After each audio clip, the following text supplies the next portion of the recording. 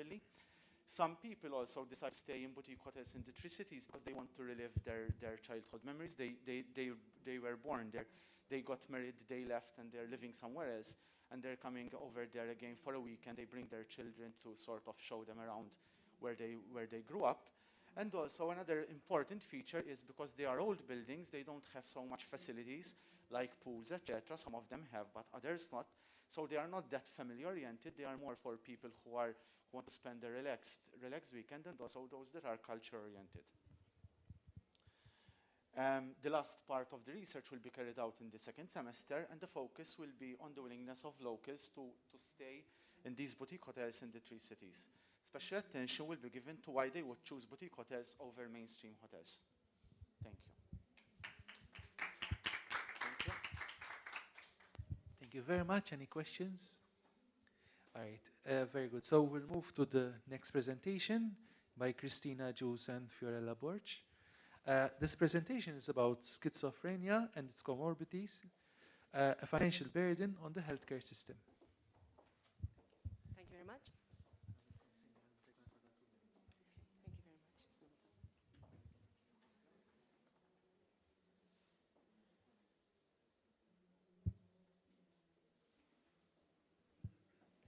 much. Okay, thank you. So this is a joint presentation. We are working on this research together.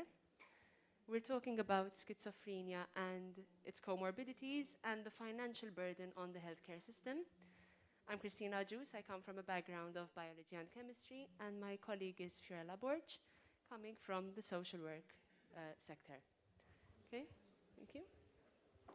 So mental health is a problem that affects many people. We're saying about 84 million people across the European Union. These are not the very latest statistics, but they show that this is a very current and large problem. Thank you. If we had to look at this chart, we can see that in Malta, we have 17% of the population affected by mental health problems, and this is just over 1 out of every 6 people in the population. So it's quite a large number of people who are affected. So what is schizophrenia? It is a serious mental health care issue. It affects the way the person interacts with the environment around them in most ways. So we're going to see changes in the way the person thinks, feels, interacts with their society, the way they behave. And all of these changes can be of great distress for both that individual, but also their family members and friends. If left untreated, the symptoms of schizophrenia can be quite disabling. It is going to affect their productivity, their quality of life. It is going to affect all of their relationships, but it's also going to affect their health. Treatments are available, but they have to be given in a timely manner. There has to be cooperation with the individual to take their medications, not just have them prescribed and leave them there. And there also has to be great follow-up to ensure that the treatment continues to work. Okay. Okay, good morning. So, continuing to what Christina was saying, so schizophrenia, we tend to classify it, and we look at the manual, the DSM-5, which is the manual published by the American Psychiatric Association, and this is the manual that the psychiatrists and the mental health professionals follow. So in order for a person to be diagnosed with schizophrenia, he or she needs to have 2 or more of these symptoms must be present for at least 1 month. This can be less if being successfully treated. And at least one symptom must be 1, 2, or 3. So hallucinations, they can be auditory, visual hallucinations, so hallucinations linked to any senses. Delusions, they can be erratic, can be bizarre, even non-bizarre. Disorganized speech, so frequent derailment and incoherence, okay, in their speech. Grossly disorganized and even so catatonic behavior. Negative symptoms linked to affective flattening, alogia, and evolution. Continuous disturbance has to be seen for 6 months, attenuated these symptoms. residual symptoms. The social and occupational dysfunction, one or of each or both, are also affected for a significant portion of time, and this is usually the bit that starts to be affected first. Catatonia can also be used as a specifier even for other diagnoses, so this can be an element that we see in other mental health problems. Okay, so the symptoms that we see in schizophrenia, so we can split them into the positive and the negative. The positives are the delusions, we call them the positive, so delusions, hallucinations, so the person is not feeling in this reality, feels he's in another bubble, perhaps. There's disorganized speech, the negative symptoms, the flattened effect, so the reduced speech, the lack of initiative. Of course, these are linked to the fact that these result into problems in occupation and even problems with the intimate relationships. As you can see with the circles, the person is affected holistically. So his the social life is affected, work, so attention, the memory, the functions, everyday functions linked to work, the interpersonal, even self-hygiene is also compromised, occupational activity, so everyday activity, even cleaning and cooking, the mood, symptoms, the sense of, helplessness, etc. Yes?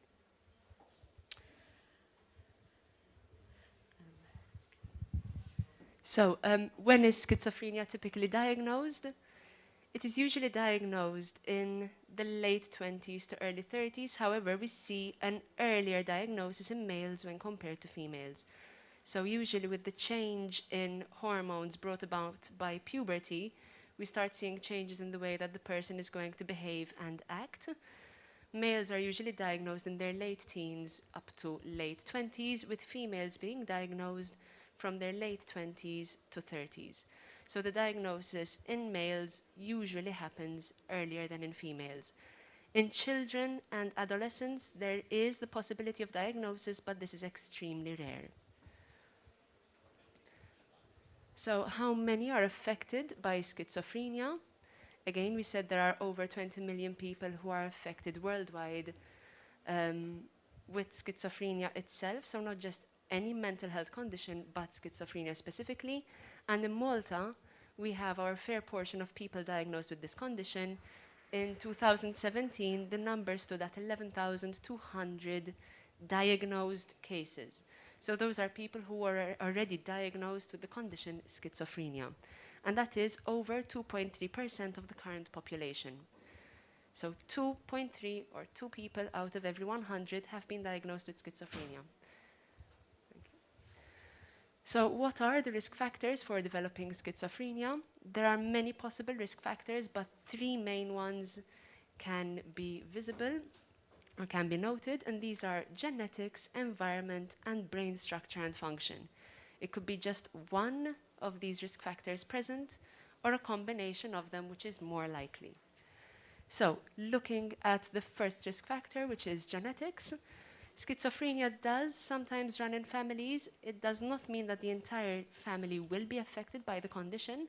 The genetics to this are quite complex. It is not just a change in one particular part of the DNA, but there have to be multiple changes. However, this risk factor has also been noted to be similar in conditions like autism. And sometimes schizophrenia and autism can be linked because of very similar changes in the DNA. A study also showed that in the case of monozygotic or identical twins, there is a 50% chance that the second twin will also get the condition. So once symptoms are diagnosed in the first twin, there is a 50% chance of the second twin also showing similar symptoms and reporting similar effects. The second risk factor is the environment. Research suggests that there are many aspects in the environment that can increase the likelihood of schizophrenia being diagnosed and present. And these include things like living in poverty, extremely stressful situations, exposure to viruses and certain chemicals in the environment, and also nutritional problems before birth, especially in the case of hunger experienced during pregnancy. So if there is an insufficient nutrition during the pregnancy, there is a higher risk of these types of mental health problems being diagnosed in the baby after. The third risk factor is brain structure and function. So we know that our brain is responsible for every single thing we do. It controls and coordinates our entire body. When there are changes like the brain structure, the way the two hemispheres of the brain interact together, and chemical makeup of the brain, changes in neurotransmitters like dopamine being present, there is a higher risk of schizophrenia developing. For example, if we see specific components of the brain, changes in this makeup, in the way the brain is reacting one side to the other, the neurotransmitter balance, all of this can be further upset by the surge in hormones that comes about during puberty. So we already have an altered brain function, an altered brain structure, add on that huge surge in hormones that comes about during puberty, and it's a recipe for psychosis and many mental health problems. Okay, so how do we treat schizophrenia? Of course, we need to have the right medication. Antipsychotics improved a lot in the recent years and do not have as many side effects as these used to have in the past. So that gave us the opportunity to reintegrate back the patients into the community.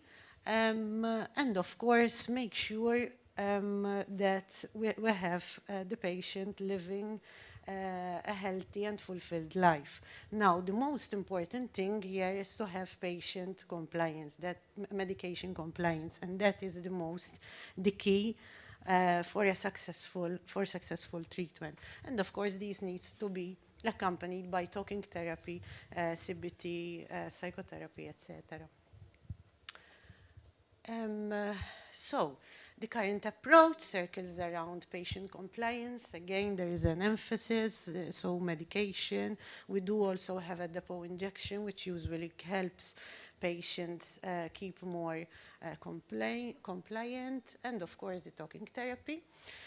Now, however, this is not it.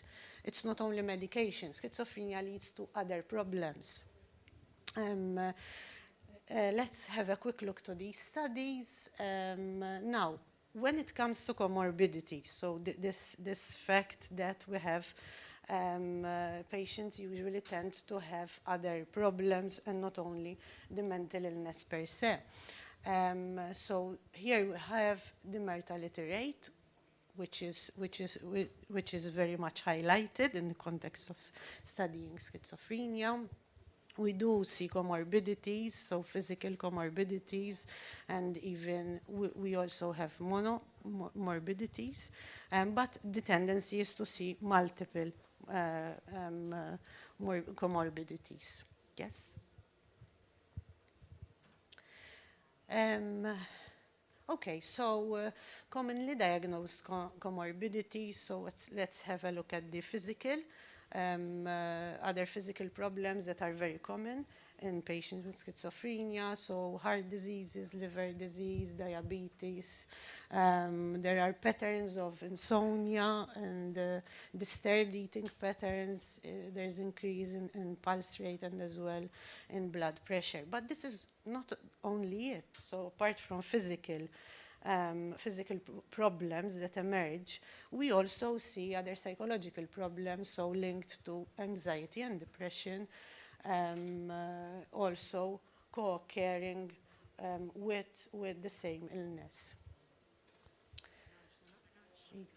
So an interesting study is this was a paper, and basically there was a study amongst 100 patients, and 70%, so 70 of these patients did experience hypertension, diabetes, anemia. We see obesity, epilepsy, cerebrovascular accident, so coronary artery diseases, liver diseases, gastrointestinal. So there's a whole list, many other physical elements, physical disturbances. Yes. Yes.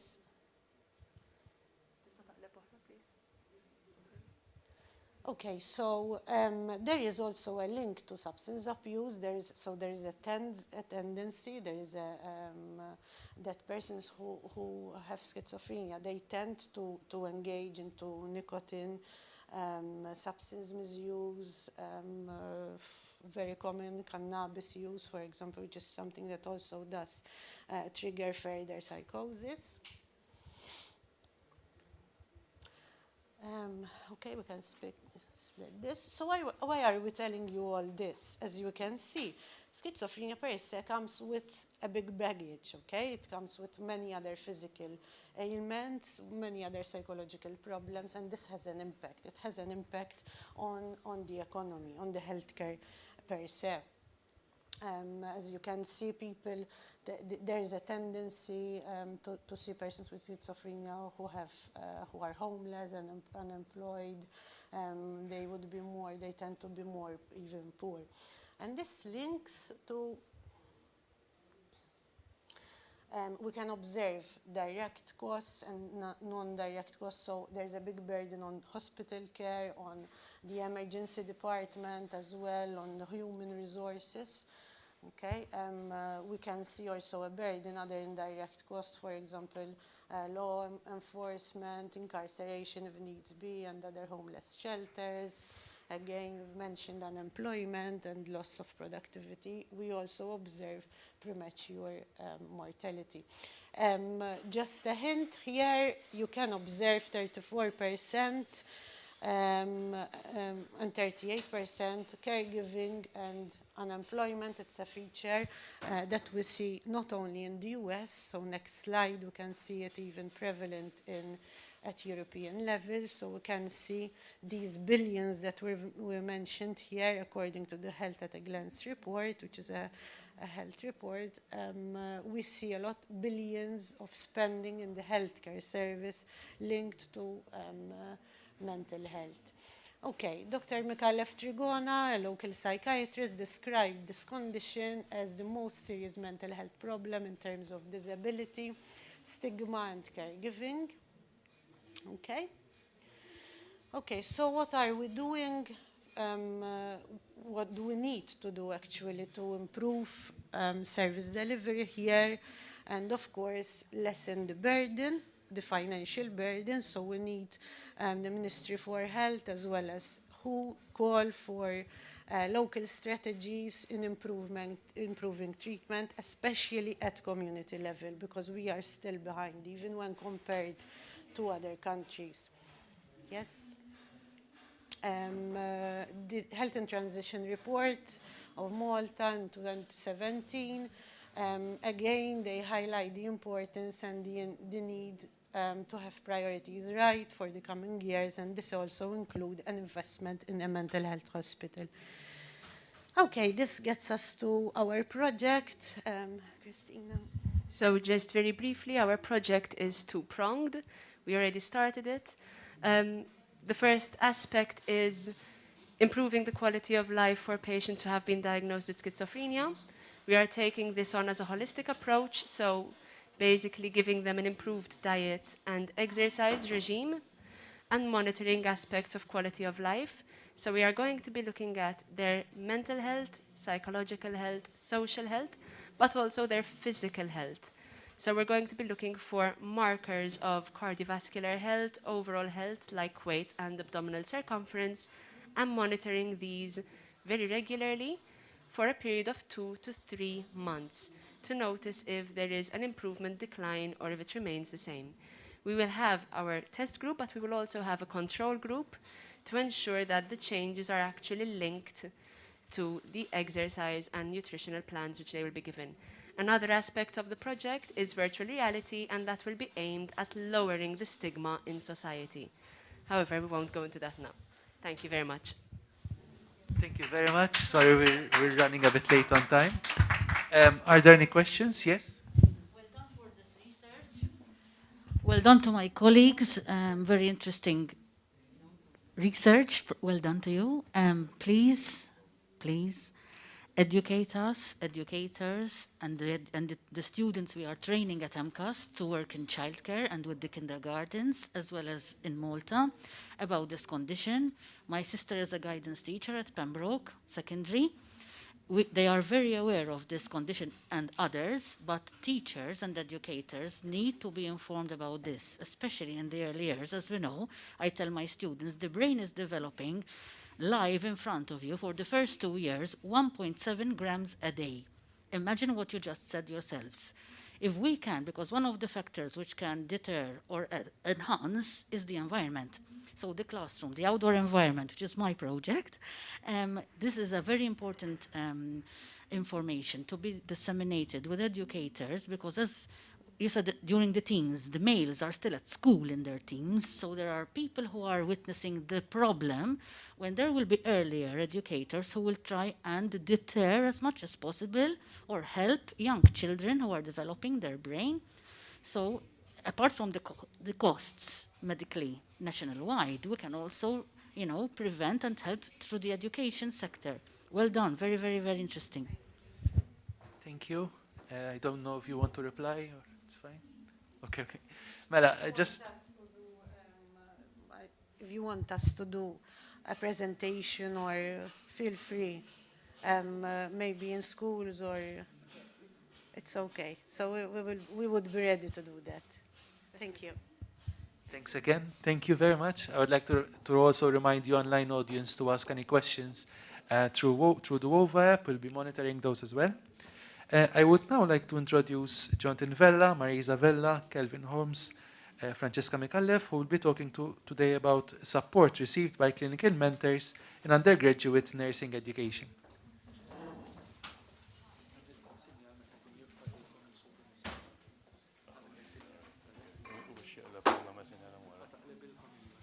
Okay. Good. Good morning, guys. So this, no, back from the beginning, please. Yes. So this is the title of our research that we're starting to conducting soon, supporting clinical mentors in undergraduate nursing education. In the coming 20 minutes, we'll be going over the aims and objectives of our research. We'll be going into EU requirements when it comes to nursing education. We'll be having an overview of our local nursing program. We'll be seeing clinical mentorship across the EU, how this performed. We'll be also providing an initial literature search, what we come out and, from this initial literature search. We'll be addressing and exploring the research gap and the importance, why it's important to address it, and eventually the method, how we'll be conducting this research, and our vision, our way forward. So this is our research team. There's Marisa, there's me, there's Francesca, there's Kevin. All of us are qualified nurses. Amongst us, there's more than 60 years of experience in nursing. All of us are through, I think even more than 60. All of us are nursing lecturers. All of us are involved in clinical practice modules, and all of us are involved in research. What I would add to this also, that all of us love clinical mentorship as well. The aim behind this research is to investigate the support that our clinical mentors receive whilst they are doing their role in undergraduate nursing education. This will be mainly explored by focusing on more or 4 main objectives. That we'll be exploring what clinical mentors understand about the concept of support. We'll be exploring their perception of the current level of support that they receive. We'll be identifying and seeing any challenges and barriers that they are facing whilst performing their role as clinical mentors, and eventually we'll be exploring also the type and level that a clinical mentor requires to effectively carry out his role. It's important that before we start, we provide an operation definition for clinical mentorship, because mentor, when we say mentor, there are a lot of definitions, even with our own context of nursing education and in other contexts. So for this research, the term mentor will be referring to a qualified nurse who mentors undergraduate nursing students and has pedagogical responsibility for the mentoring process during students' clinical placements. What are the EU requirements when it comes to nursing education? Nowadays, the undergraduate nursing courses went down from 4 years to 3 years, out of which they should be made up of 4,600 hours. From these 4,600 hours, at least half of them should be out of clinical practice. Okay, so we're talking here about more than either 2,300 hours or even more. When we're saying these hours, they'll be divided in theoretical training and clinical training. When we say theoretical training, that equals when the student is on campus. So students are here, theories, lectures, seminars, practice, so students are here. On the other hand, when we're talking about clinical training, this clinical training equals student is having direct contact out there with the patients. All right, so we're talking when the student is out on clinical placement. Local hospitals, community centers, health centers, Mount Carmel, geriatric settings, and others. Your requirements for nursing education needs to cover overall basic sciences, social sciences, and theoretical and clinical instruction, mostly related to medical and surgical, geriatrics, maternity, pediatrics, amongst others as well. So our local program, currently we're having our 5th cohort of nursing students. Currently we have roughly about 120, 130 students. And this year it was quite successful, having enrolled more than 70 students as first years. Our course is a joint program with Northumbria. It's a 3-year nursing course, which eventually at the end of it, our students will be ending up with a degree in nursing and eventually as registering with the local council of nurses, and eventually also having a warrant as well to practice. Our course incorporates both theoretical and practice blocks, and I think this is one of the strongest parts of our course, where our students has those theoretical and practical blocks. By blocks, we're saying that, listen, the students for the whole 10 weeks, the student will be here and with us on campus. Okay? Following that, the student will be out there in the whole 10 weeks on clinical practice, working in a same shift with a mentor. The clinical practice then depends on the module, on the learning outcomes that he has done in the theory blocks. Throughout those 10 weeks of clinical practice, the student will be accompanied by a clinical mentor. So the student will be working with a shift, accompanied by a clinical mentor. And as we'll be seeing, without the clinical mentors, our course cannot eventually survive. So what are the practices when it comes to mentorship across the EU? Funnily enough, when you start reading about clinical mentorship, you will find a lot of differences, okay, mostly related to how clinical mentors are recruited. Okay, same thing applies here locally in Malta as well. So there is no consensus about qualifications or competencies required for someone to become a clinical mentor. There are no congruent regulations when it comes to clinical mentors educations. There are countries such as England, Croatia, Iceland, Italy, and Serbia who say that, listen, in order for a nurse to start working as a clinical mentor, they should have education. Okay, whilst there are other countries such Poland, Slovenia, Spain, and Finland, where they say that, listen, education is totally voluntary. Furthermore, even when it comes to clinical experience, this is quite debatable as well. Even in the UK currently, they're making some changes here as well. There are no common number of years of experience that a clinical mentor requires. There are countries who say that a nurse to become a clinical mentor should have at least 5 years. Other countries 1 year, other countries 2 years, like here in Malta. For example, the UK, they are nearly abolishing the number of years of experience. England and Ireland, they state, as we've said in the previous slide, that clinical mentors should be specifically trained before eventually they take up the role of clinical mentor. Another interesting thing is when it comes to benefits. All right, we're having someone here who is doing an additional role to his nursing job. Okay, so when it comes to benefits, across Europe, these benefits are different a lot. Here in Malta, we pay our mentors. There are other countries like Spain who pay their mentors. There are other countries who they do not pay anything. Then there are other countries who just provide incentives such as library access and other CPDs. The role of our mentors, as we've said, the role of our mentors is extremely important. We said that at least 2,300 hours should be of clinical practice. And we said that these 2,300 hours, the student should be mentored. That means that half of the program, the student will be in the company, all right, in the relationship of a clinical mentor. So the clinical mentor plays an integral role in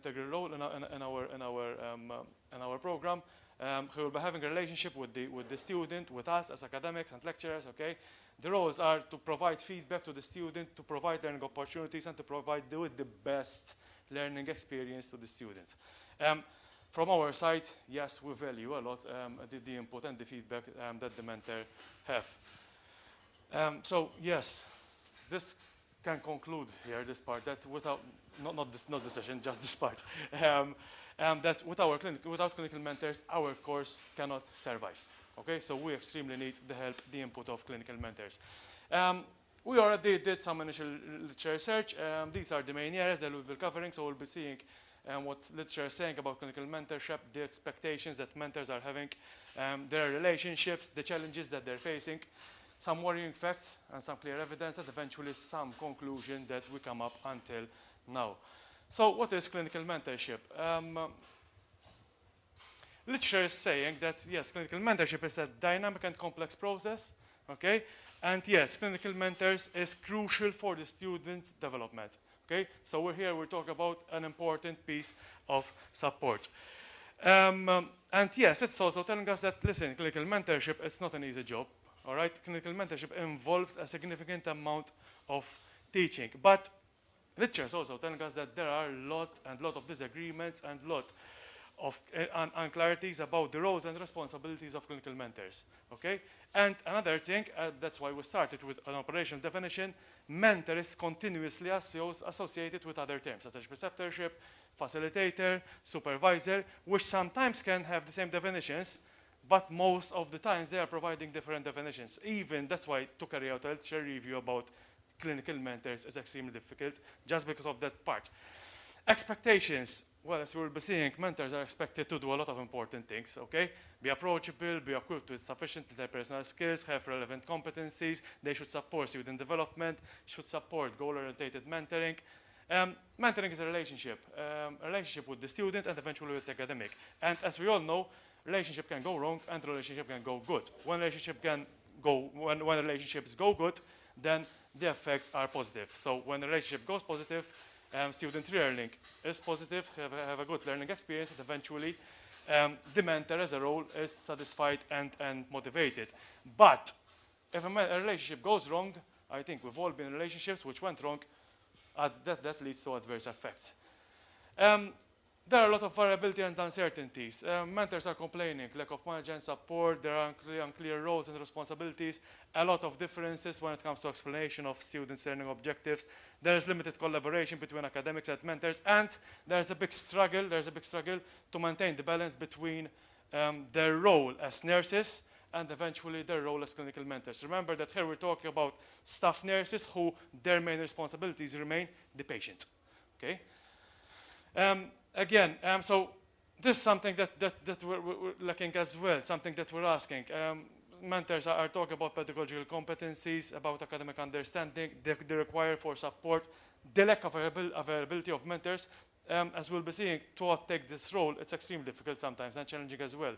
And yes, nurses are afraid to start teaching if we're lacking pedagogical competence and understanding. And yes, training and mentoring across the EU is something rare. Okay, so there is clear evidence that yes, clinical mentors are insufficiently prepared to take up their role. They are lacking competencies and pedagogical background, and yes, there is also evidence that tells us that, listen, when mentors are trained, when mentors have academic background, when mentors have some sort of pedagogical competence, then yes, the outcomes are more positive. This is worrying. So what we've discussed, the lack of similarities, a lot of differences, the unstandardized, lack of standardization, the mixed frameworks, and the no clear models of incentives, they are worrying. They are worrying. So from this, we concluded from this literature research that yes, clinical mentorship is valued, okay, but until now, it lacks the importance in nursing education.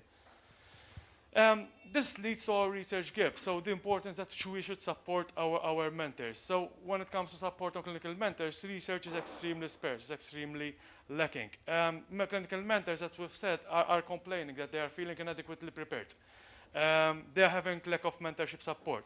There is insufficient communication and collaboration with the academics. And yes, research gap is telling us that listen, the support process is not just the academic support process, is something multifactorial. Okay? So the importance of this research, I mean, it's quite good and it's quite nice to say that we should have high quality learning environment. Okay? But we should support that high quality learning environment. We should support our mentors who eventually are having 50% who are spending that amount of time with our students. So this research eventually, as we'll be seeing, concluding with this later on, is used to develop the education, improve the learning process, can be used to develop a tool to support mentoring, and eventually is built up on the challenges that clinical mentors are identifying. One important aspect from this slide is that we removed the nurse educator from clinical placement. Previously, nurse educators used to visit clinical placement. We do visit, but just turning up the visits to see how the student is doing and for assessment purposes. This means that there is a big roles and responsibilities on the clinical mentor for the student development. The method behind our research, it will be a qualitative approach. The population will be made up of 8 clinical mentors who are employed with MCAST and eventually have at least 12 years of clinical mentoring experience. It could also mean that we go for more than 8 until data saturation is reached. Data collection will be carried out using online semi-structured interviews. It will be an interview guide. The guide was recently approved by the DPO as well, and 2 researchers will be conducting the research, the interviews. When it comes to data analysis, we'll be conducting thematic data analysis, followed by thematic coding, and eventually until peer briefing until agreement is reached. Current progress, ethical approval has done the PO clearance. We have it. Currently, we're awaiting for authorization so that we can approach our potential participants. Our vision, honestly, was started from here, but eventually we settled down with and we discussed and we went from the qualitative study. So from this qualitative study, from the outcomes, we'll be conducting a systematic review, and then we'll be working on a long-term project to eventually to create a supporting mechanism for our clinical mentors. Thank you.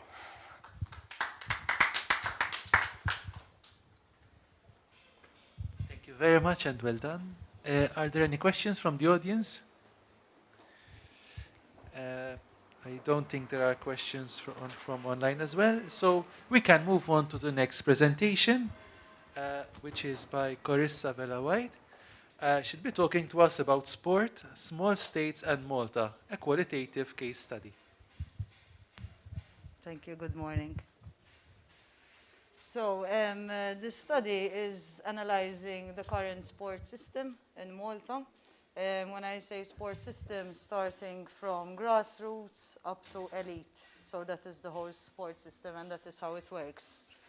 Me being an athlete, I wanted to take this approach from the micro aspect. So I'll be looking into 2 level groups, which I will discuss later on, being the micro and the meso levels, which are affecting the underperformance of local athletes at the world stage. So trying to answer the question as to why our athletes are not performing like other countries when it comes to international competitions. There are 3 research questions that will be answered, but the first one being what are the micro meso level factors influencing the development of sport in small states. So far the study is at answering this research question, which is the first one out of 3. With regards to data collection and analysis, I did purposeful sampling where I chose 15 participants in total. Semi-structured interviews, in-depth interviews were carried out. When I say in-depth interviews, all the interviews lasted over 1 hour. So we're looking at 1 hour, 60 minutes up to 90 minutes in total. Then data was analyzed using Braun and Clark, the 6-phase model, thematic analysis. The foundation of this study was based on the SPLIS model. The SPLIS model is an international model being used for sports policies and sports systems. There was a consortium of various researchers who came up with this SPLIS. SPLIS stands for Sports Policy Factors Leading to International Sporting Success. And I used this model as a benchmark to base my study on it. Participants basically were split into 2 groups, as I said earlier, the micro and the meso level participants, as again according to the benchmarks of SPLIS. The micro level was made up of 4 PE teachers, 5 athletes, and 3 coaches. The athletes and the coaches are related, meaning that if I chose athlete A, then I chose his or her coach. Most of the athletes, I made sure that they are under the MOC elite scheme. So the MOC, the Malta Olympic Committee, has a scheme for elite athletes where there is funding involved. And since they are elite, I decided to go for that niche. On the meso, for the meso level participants, I chose 3 national and I have 1 international sports policy and politics participants. It was very, very hard to find people in Malta coming from the meso level for the simple reason that because of our numbers. So basically the pool of people in the country and involved in sports strategies, sports policies, etc.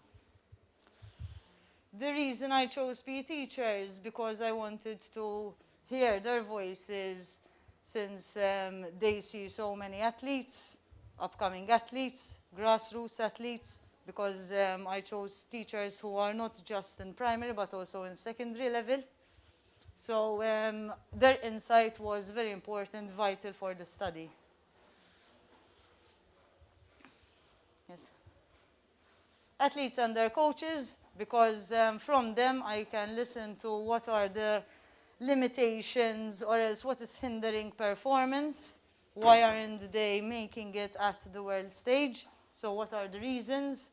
It was very important to hear their voices because they could give me a better insight of the capability of Maltese athletes, local athletes, and also any limitations that they are facing throughout the phase of themselves being an athlete and as well as their coaches.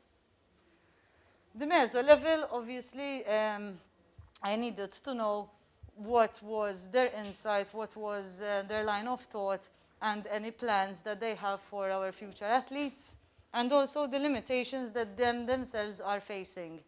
Because at this level it was like semi-political in the sense that they have quite attachments to the government, the macro, and they were quite influenced when it came to planning for our sports policy and also for our sports strategy. So it was essential for the study to hear what they had to say. Teams identified from both the micro and the meso level were as follows. So there was one team particularly talking about financial support. There was another team, participation in sport, talent identification, training facilities, local sports expertise, and national and international competition. So basically what happened was that common teams across the micro and the meso level came out in this study that some of them were saying, for example, lack of finance, lack of investments, lack of training facilities. One of the issues was because we do not have a talent identification unit in schools, so there's no scouting. Another thing was local expertise, for example, limited resources, human resources. National and international competition, which was tightly linked to financial support. How can we go and participate abroad, international competition, if we are not funded for? We have to keep forking out money ourselves, and even if we are with the national team, we are not that supported.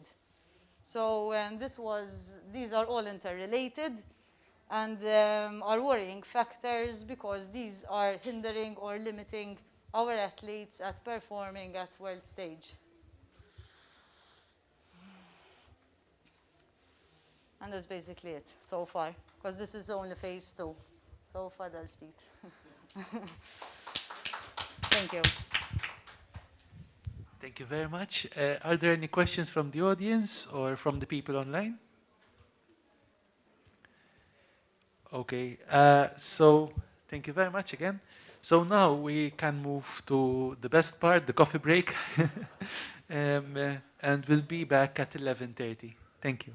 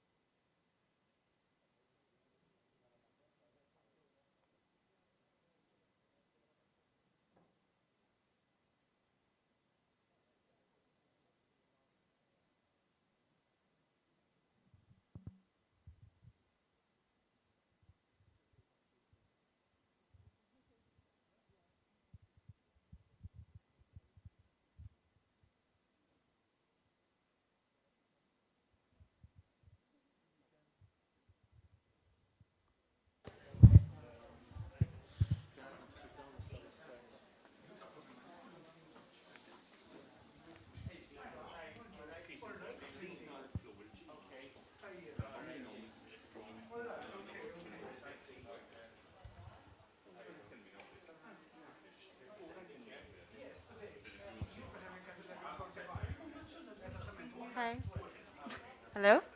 If everyone could sit down, please. We'll be starting in a minute.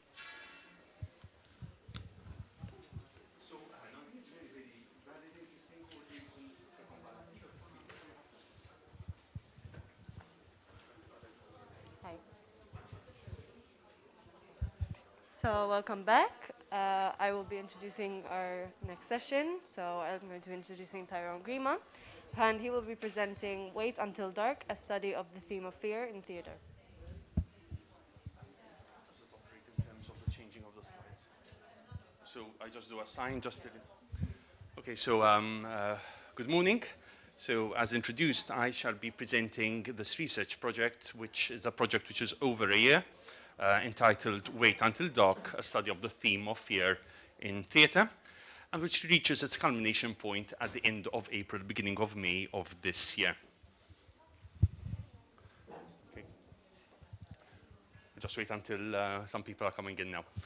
So essentially, the aim of this project is to present a case study of how the feeling, the emotion of fear can be reproduced in a theatrical setting, in a theatrical production. And I will be presenting for an academic paper a case study of a production that I'll be directing myself. Fear is something that has been explored numerous times in cinema. So we think about cinematic masterpieces, both from classical cinema, such as Hitchcock's Psycho or The Exorcist, or even more modern films such as The Others or The Silence of the Lambs, both within the genre of the thriller and horror. Fear is something that has been explored. However, unfortunately, next slide, please. When it comes to theater, particularly in the local sector, we have fewer examples. Internationally, it has been explored, but much less locally. I will not be exploring in my research the reason why practitioners locally have not explored fear so much.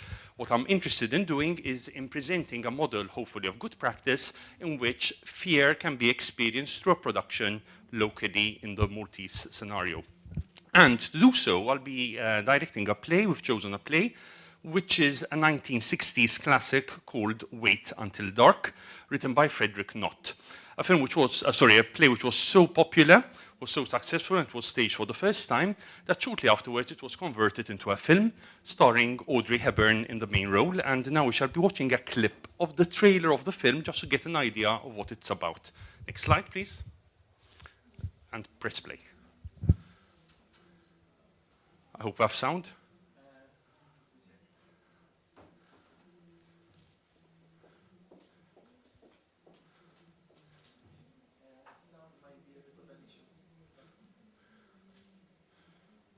No sound at all, or very low sound? Because very low sound, it can work. It's only a 1.5 minute clip.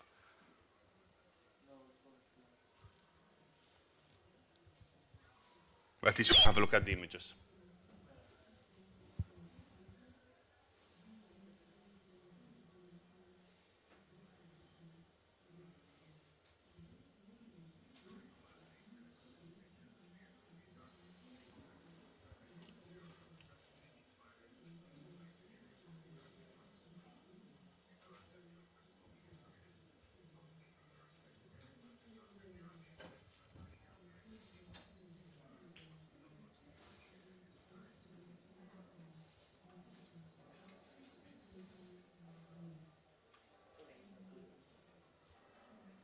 It's okay, don't worry.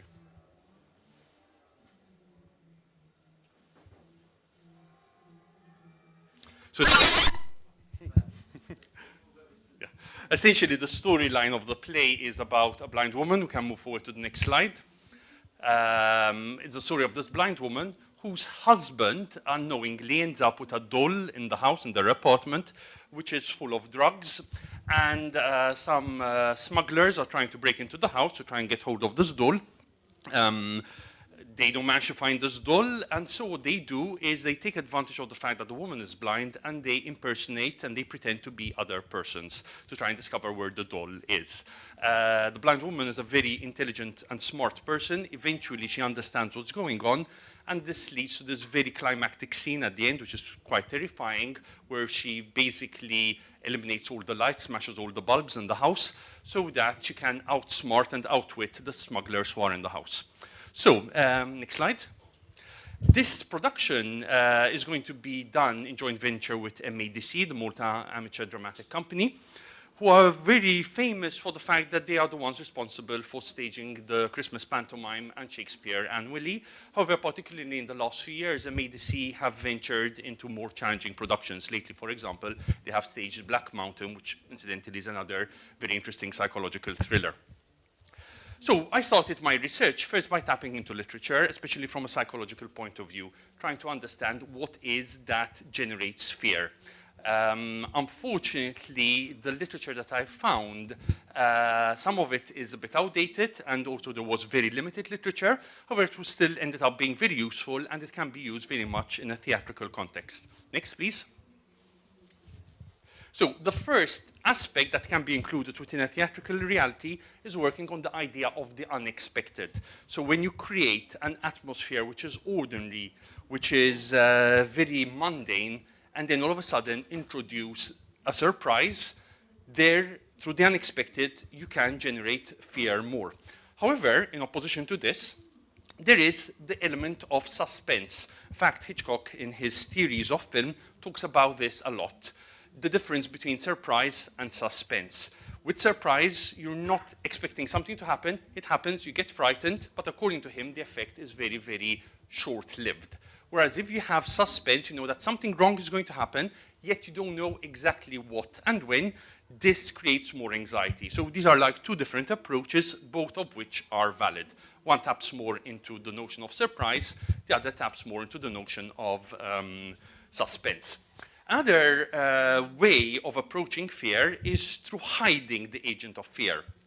In this case, it could work both if one is going to go through surprise, so when you have an agent of fear that is unknown and that appears all of a sudden, or whether one is going down the route of suspense. That is when you know that there is something fearful, but you don't know what this element, this entity is, and you do not know when. So therefore, over there, you're creating an ambience of fear by hiding the agent of fear.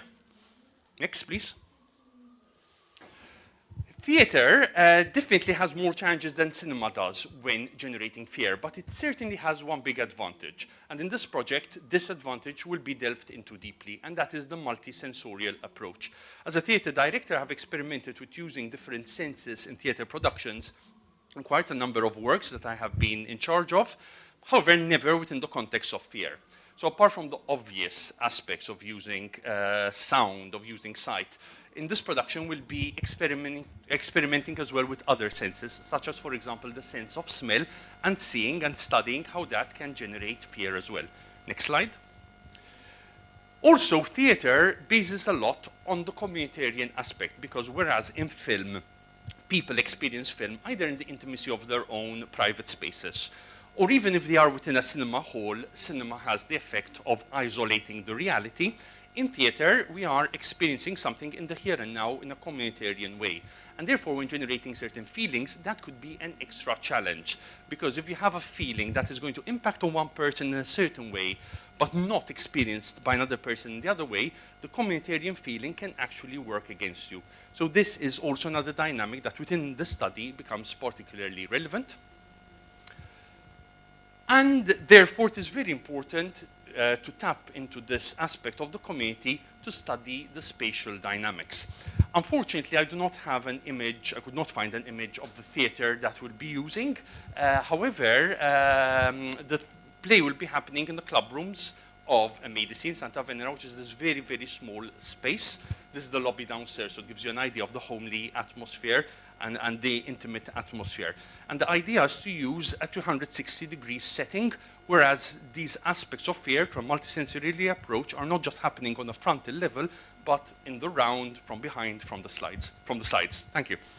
So another aspect which I did in my research was to interview two practitioners who are very important in the industry, Chris Gutt and Polly March, who have also directed plays that fall within this genre. and not only to exchange ideas with them, but also to share with them the findings of my literature, of the literature that I consulted, and to see how they implemented it in their own practice. And what was interesting was that although we did discover that we had common attitudes, there was a very interesting point that both of them mentioned. Could we pass on to the next slide, please? That all these things that I have discussed so far can work, but they can come across as being very gimmicky unless the experience is authentic. Therefore, what matters most, rather than using the senses, rather than using the unexpected, is the fact that the performer needs to deliver a performance that is authentic on an emotional level. So the other factors will only make sense if supported by an authentic performance, and that is why the role of the director is so imperative in such a context. Next slide, please. So obviously this meant having a very strong cast, and this was the first step. Auditions have already been held, a cast has been confirmed, but unfortunately cannot be announced publicly yet, but it's a strong cast who I believe should deliver well for this production. Next, please. And work has been done on the set design. This is a photo of another production of Wait Until Dark. Obviously, the set is not ready. Sets in the industry are ready literally a few days before the performance. But as you can see, it's an as you can see, it's an apartment, so it needs to have things like a fully functioning fridge, a fully functioning washing machine, etc., etc. So far, a 3D model has been constructed, and I think it fits in very much in this idea of fear being reproduced in a 360 degrees. Obviously, at the moment, we're working on the rehearsal schedule so that the actors start their rehearsals in March, performances at the end of April and beginning of May. Obviously, in the rehearsal process, apart from the traditional blocking, I will be exploring with the actors this aspect of fear from a psychological level, tied in with the objectives, with the emotional objectives that the actors need to achieve as they're going through the process. So the last part was very rushed. Thank you very much. And obviously, if there are any further questions, we can discuss this later on. Thank you.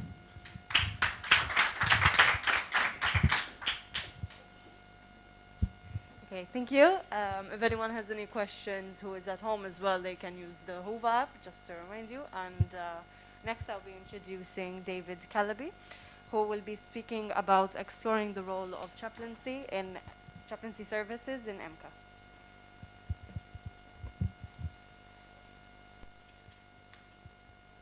Hello.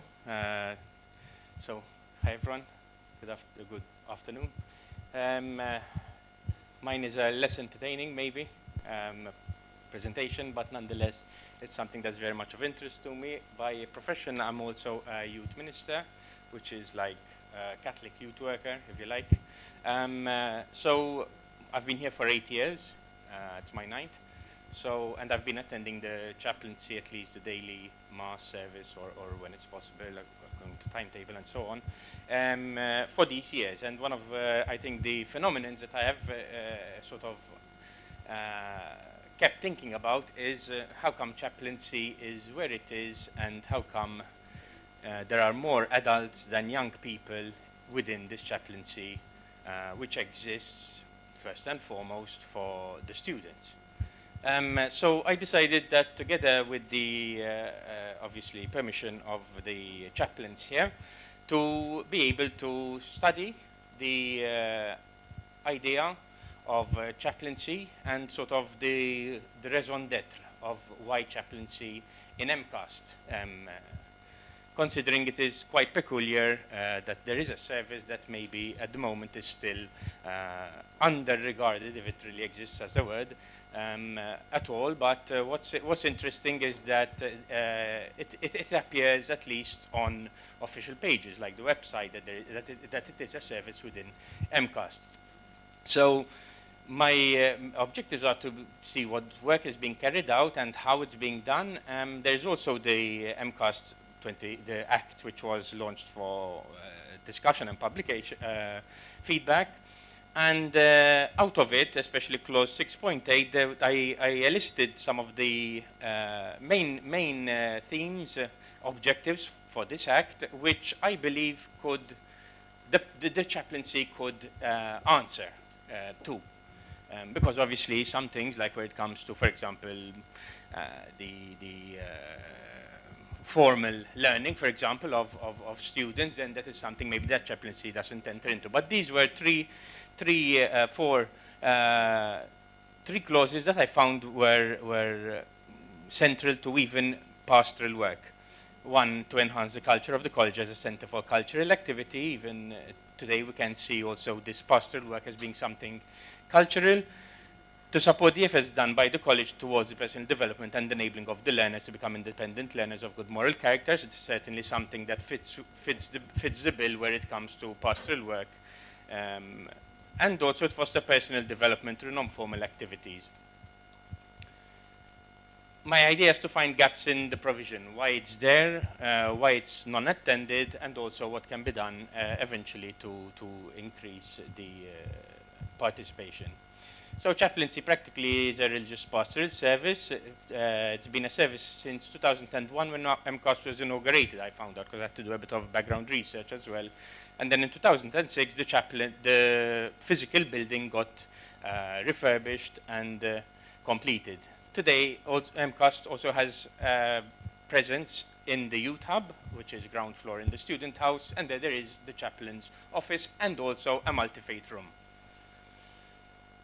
So, again, from the website, this is what's written so far on the website of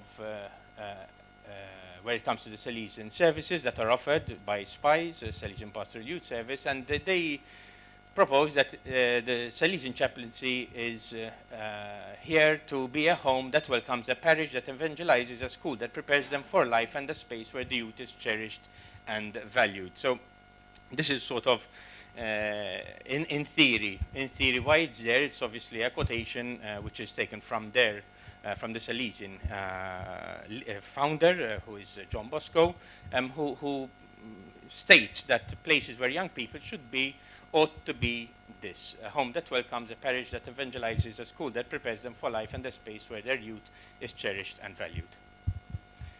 I chose a ground theory approach even because I saw it fitting in with what I want to do at this point. Practically, I'm erring on the side of it being really objective. My practice is of a youth worker, as I mentioned. What is sort of, I've kind of fallen in love with, if you like, in that sense, for doing this research, is that I think it is unique because it is one of the few chaplaincies. First of all, there aren't many at higher secondary, but also the fact that there are 6 religious. So although I'm a youth worker, a youth minister myself, the lived experience of religious people, I'm sure, has a different story to tell than being a layperson. Myself, a practicing youth minister myself, although we might have the same end in mind, being religious, I'm certain has, or I hope to find that there will be also some differences in that sense. So I think this is also an interesting fact that to be able to understand and explore and see what there is, after all, that could contribute to the community. Next. I'm going to be doing this with 6 semi-structured interviews, who are the chaplains practically, who work in different institutes. And at the end of the day, even because pastoral work per se is also in a crisis, if you like, in the sense that it is a point where, as the whole world is, where one needs to redefine what is youth work, what is youth ministry, and also what is pastoral work with the young. So it's going to help in building, if we arrive to over there, in this stage, a conceptual framework of why the Salesian chaplaincy exists in MCAST and what it has to contribute also to other higher secondary, post-secondary education institutions. Next. These, because I'm taking on a grounded theory approach, I'm not going to start off with too much literature, but at least the reality of what is out there is good to understand. And at a global level, there was a synod, which is a gathering of different members of the community who gather together and see what the way forward is, for the, in this case, for the church, for the young church. And one of the things that if you really extract where it is that there's a requirement for new approaches to meet the needs of the young. So kind of what worked pre-COVID is also being retaught, reconsidered for a new understanding. So I think it's a good time to do this kind of work. There is also a local vision for the church, and that is one church, one journey. We are also working within this framework, but added to that, there is also a Salesian frame of reference for youth ministry, given that there are these three realities that have already kind of positioned where we ought to be. I think there will be a good basis for analysis and also for eliciting how the Salesian youth, MCAST youth chaplaincy could be of service. My expectations that there'll be a better appreciation of the chaplain's work and their enthusiasm to work with young people, to discover the ways that they already engaged, suggest ways for belonging further to the MCAST community, especially in contrast to the well-being hub, so there won't be a duplication of services practically. And then, obviously, my idea would be to make recommendations for pastoral measures that could increase participation in the life and mission of MCAST chaplaincy, okay? That's it. Thank you.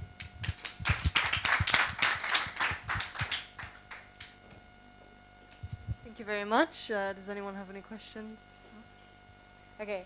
So next will be preparations for social research on the experience of educators in Malta who identify as LGBTQ+, a longitudinal study presented by Heathcliff Kremvy and Kenny Muscat.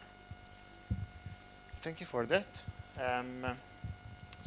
Good afternoon, everyone. I will start with introducing ourselves. Kenny Muscat, I'm a lecturer at MCAST.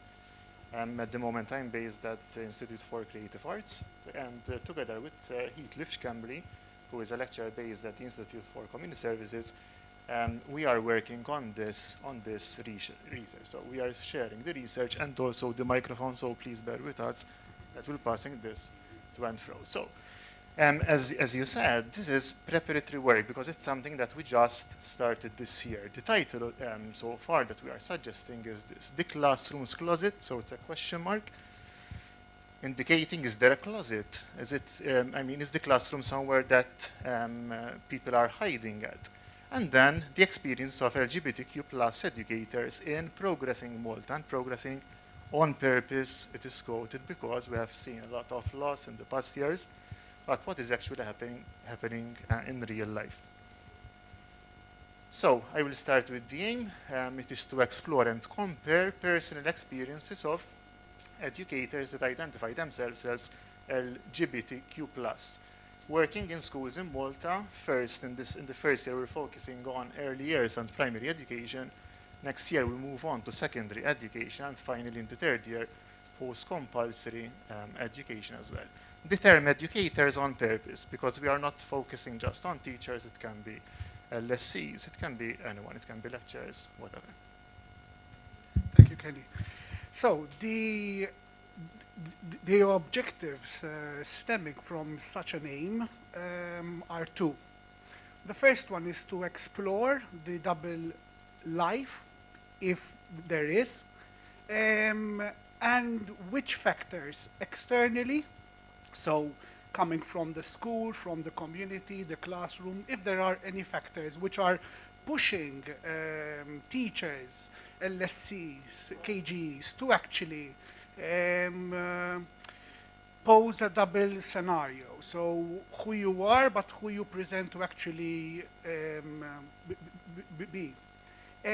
Also internally, so the factors coming from sort of the inside, the fear, the anxiety, the intrinsic maybe not being sure of exposing who you actually are. The second one is, if there is this, so if there is this double facet, what are the commonalities between the sectors? So teachers teaching in the secondary, do they have such a double facet like in the early, or teachers who are teaching in higher, for example, different institutions, do they have commonalities? So the aim and the objectives is sorry, to move to the next slide. Okay, so this year we can move to the first. Okay, the question. So the main question is what are the personal experiences? So we are not after a quantitative study, handing out questionnaires and giving out the percentages. We are after the personal experiences. So we constantly train the teachers and tell them to be authentic, to be themselves, to be unique. But the personal experiences in the classroom,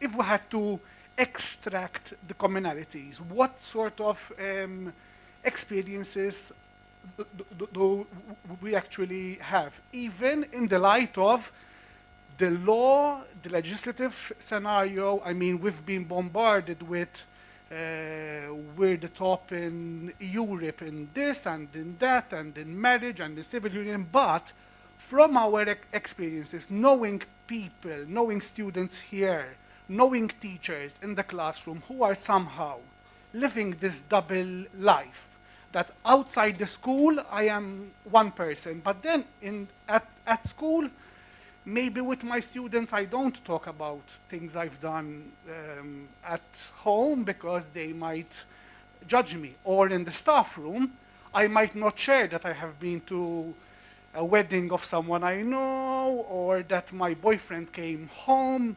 So we are sort of wanting to know the personal. Now, the sub. So the first one I think I've said before. We are looking for the commonalities, differences. You might tell me, but the study has been done in Malta.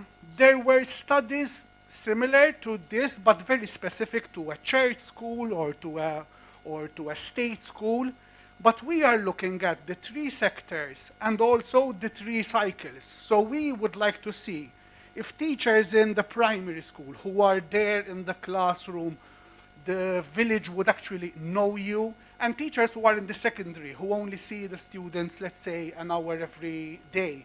And teachers in higher, when, for example, you only see a lecturer twice a week. So what are the commonalities? The second part is which factors, as I said, lead to push or to push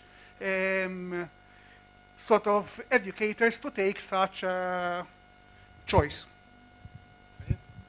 So from now onwards, every other slide will be introducing some references to literature that are guiding this study and also setting us to think. So Mayer 2003, the demands experienced by members of minority groups often differ from those experienced by their majority counterparts. And this also applies, I think, to the education sector as well and what's happening in schools and also in classes.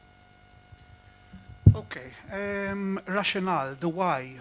Why are we doing this? So why did we choose to research this and not something else related to curriculum, pedagogy, to things we actually do? Positionality. Here we both train teachers and we can see these differences, and I also know students who have told me about their personal life, but somehow they are not comfortable in the lecture room to exhibit this. So once they are at school, are they going to be sort of the same? So the positionality. The second thing is the being. In the past 15 years-ish, a lot of research has been sort of done about the teacher as an individual, as a being, the identity, who you are, what is the social construct. So linked to also this, we are also about the expression, authenticity, the idea of if I am this being and I want to expose it, sort of, is school a safe space? We are constantly talking about schools as being a safe space. It's a community within a community. We are telling teachers to sort of create safe spaces in their schools, in their classrooms. So, but the classroom, is it also a safe space for me, the teacher, who I am gay, I am? So we are looking into. The relationships is also another important factor. In the staff room, or when we're during break and we're talking, do I sort of say lies because I don't want to expose my personal things with the administration because they might look down on me, or they might think that I am up to something? For example, if I am a teacher in a church school, do I feel comfortable to actually say what I've done with staff, but also in class? For example, in the primary school, I mean, I've been a teacher in the primary for 8 years. It's not easy to talk about your life, let alone about your life, which might actually come across, or the students who are 8, 7, 10 go home, and one might actually ask, why do you need to talk about this? I challenge and say, why not? If I did something interesting in the weekend, why not share this? I mean, being and insider. So we see this, so we are sort of intrigued to know about this. So the next one, 2018, schools are hegemonically heterosexual and cisgendered, characterized as oppressive and tense spaces where heterosexuality is the ever-present regulating influence in classrooms. And I think here the term oppressive and also tense space, okay, are important, and once again they set us thinking about where we want to go with this research. Thank you, Kenny. So something short about the context, all right, history of LGBTQ plus in the EU and also in Malta. We can immediately go to Malta. 2004, there was the law against discrimination based on sexual orientation and also gender identity. 2014, civil unions for same-sex couples. 2016, the banning of gay conversion therapy.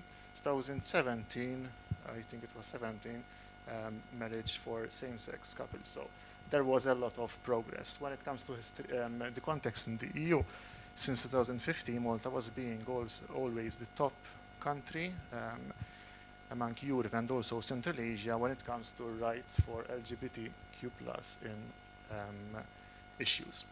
But as we said before, what is exactly happening in the class? Next slide, please. Once again, 2016, some researchers have found that being more open about sexual orientation is associated with better outcomes than remaining closeted. And the context here is obviously the classroom. So there are benefits, it seems, for the students. Okay, something about the ministry. The ministry published 2 texts which are quite very important. The policy for children who are trans and gender, yeah. But the policy somehow is mostly about the students. So the policy is about how a school should actually behave when there's a student who identifies as trans. But what about the teachers, LSCs, the KGs? So we're sort of questioning this. The second text is the 2019 inclusion, the policy inclusion, where in the diversity section you can see gender, but it's also related to the students. Relevance, because we don't have much time, so it's important on a number of sections. I think we can move on to the next slide. This is something which we can, okay, yeah, the next slide. Methodology. So, constructivism. Underpinning this is constructivism. So we are not here to prove a theory, prove a model, or we are after looking at the social interactions, the social connections, and then seeing how the teachers individually construct this. Longitudinal, we've said, qualitative, we've said, semi-structured interviews, we are aiming to have 5 to 6. Yes, ethical issues, I think we can move to the next slide. Sorry if we're going a bit fast. All right, so the last quote, LGBT teachers may be marginalized by institutional practices that fail to be inclusive. For example, a straightforward example here, failing to mark and celebrate a teacher's wedding in the way that a heterosexual marriage is acknowledged by the school. The next slide, please. So limitations and challenges that we are much aware of. Obviously, by the third year, we're going to have 18 participants, so there is the issue with generalizability.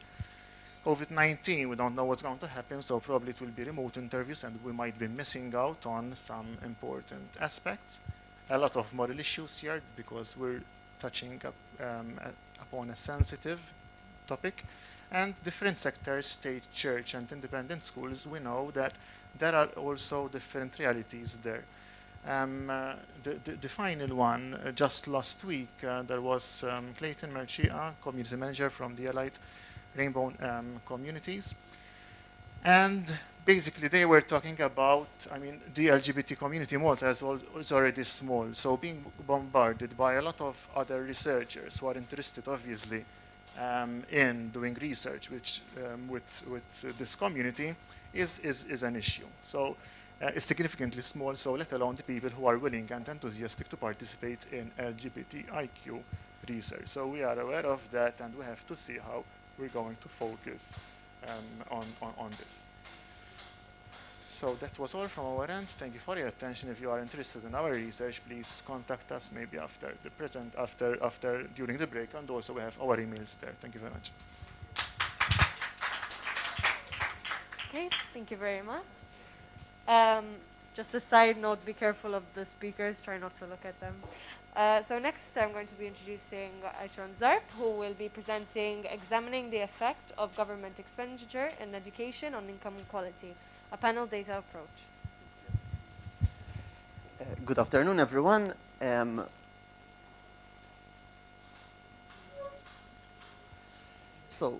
In my study, I focus more from a holistic point of view. So the aim of the study is to understand whether if governments around the world invest more in education, whether it would lead to a reduction in income inequality. Now, in the study, I undertook a panel data approach, meaning that I focused on 193 countries from 1990 till 2019. The aim is to understand whether, along the years, it was successful, government expenditure in education, to reduce the inequality between the rich and the poor cohorts in society. Okay. So, the research rationale. So, globally, there is a huge discrepancy in government expenditure in education. So, according to the OECD, in North America and Europe, we invest 5.2% of our economy, of our GDP, in education across the 3 levels. But if we focus on other regions around the world, specifically in Africa, they spend between 3.6 and 5% of their GDP in education. So at the moment, we can already understand discrepancies in investment in this important sector. Okay? Now, all over the world, globally, we can see that the inequality, it's on the rise. So if we look between 1800 till 2000, the inequality measured using the Gini coefficient, it's increasing, meaning that the gap between the rich and the poorest cohort in society, it's on the rise. Rich are getting richer, and poor, unfortunately, are getting poorer.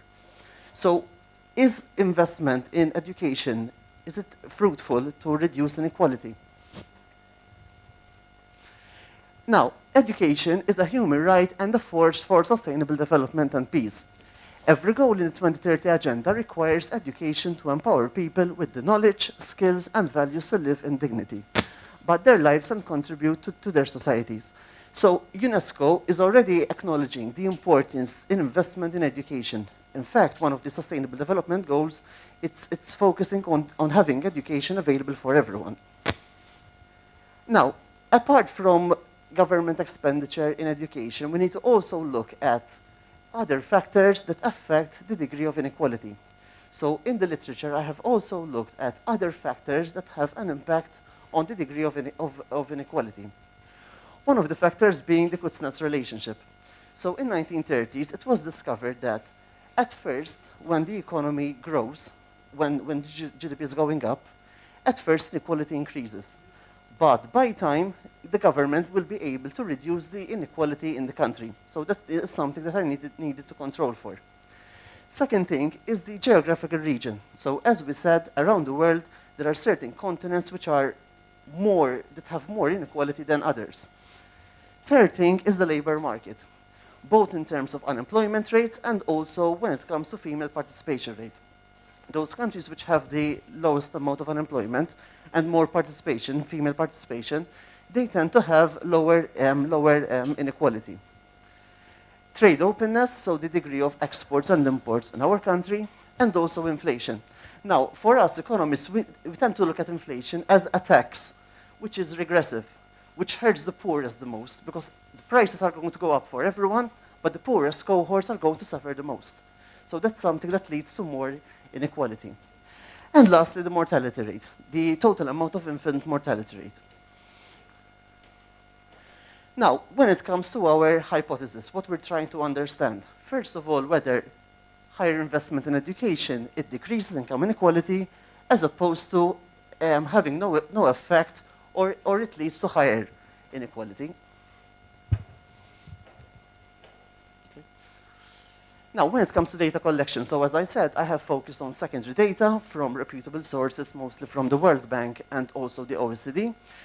And I focused on 193 countries between 1990 and 2019. So again, to get a better understanding of what is happening. Now, when it comes to the analysis, I focused mostly on SPSS, which is used to understand, to be able to do correlations between the different variables, and most importantly, the regression. So for us, economists, regression is like the guru. So it helps us to understand the impact of one variable on the other variable. Now, one of the major limitations of this study is when it comes to data. Unfortunately, historic data, it was missing sometimes, so I had to reduce some observations from the study. Now, this is basically the model that I'm going to compute. Now, I know it's a bit shocking when you see all of these equations and all of these figures. So breaking it down. So first of all, what we're trying to do is we're trying to understand the Gini, which is the level of inequality. How much is inequality in our country? And here are all the variables that have been proven to have an impact on inequality. Government expenditure in education, infant mortality rate, labor force participation rate, female participation rate, literacy in the country, trade openness, degree of inflation, unemployment.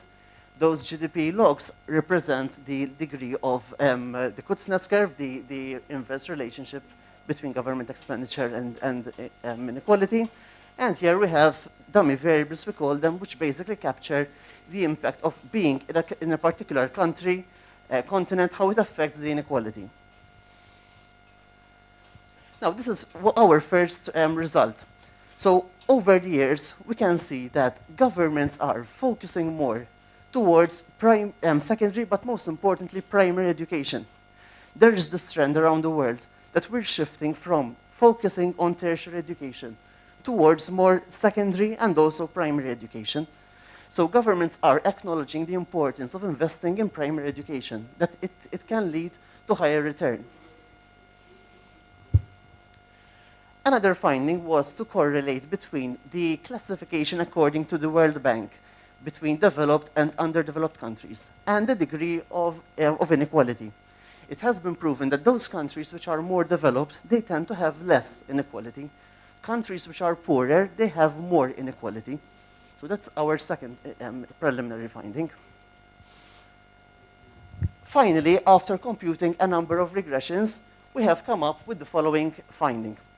So here we can see the impact of every single variable on our dependent variable. Most specifically, focusing on expenditure, government expenditure, it has been proven that those countries which invest most in government expenditure in education, they tend to reduce inequality.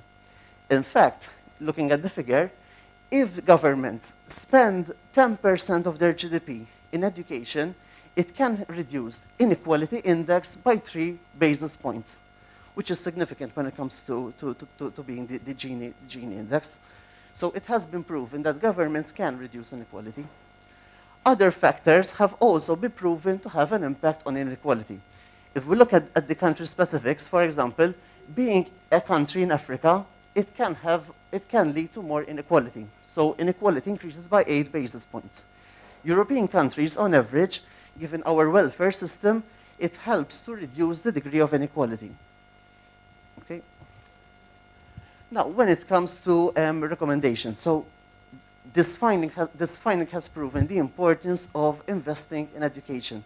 So as a government, we need to focus mostly on both physical and also the resources in our country, and also the human capital, being the educators themselves. They help to empower students and help to reduce, lastly, inequality. Okay. Lastly, I wanted to end this presentation with an important, in my opinion, quotation from Nelson Mandela.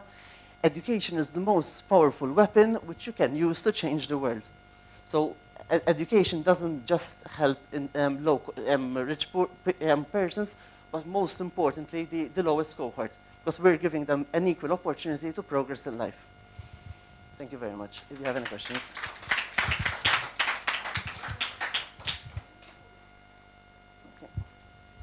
Thank you.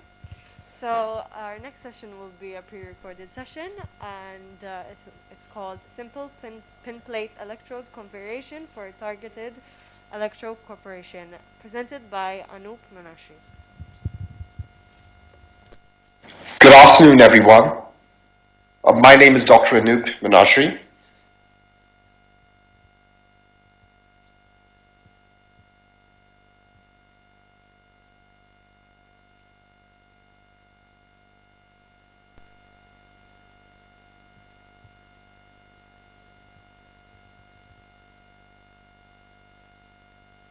I'm a senior lecturer at the Institute of Engineering and Transport. Unfortunately, due to certain COVID-related circumstances, over the last couple of days, I'm unable to give this talk in person. The title of my talk is Simple Pin Plate Configuration for Targeted Electroporation. This work was done in collaboration with two researchers at New York University in Abu Dhabi. Their names are Dr. Ayula Brimo and Professor Mohammad Kasaire.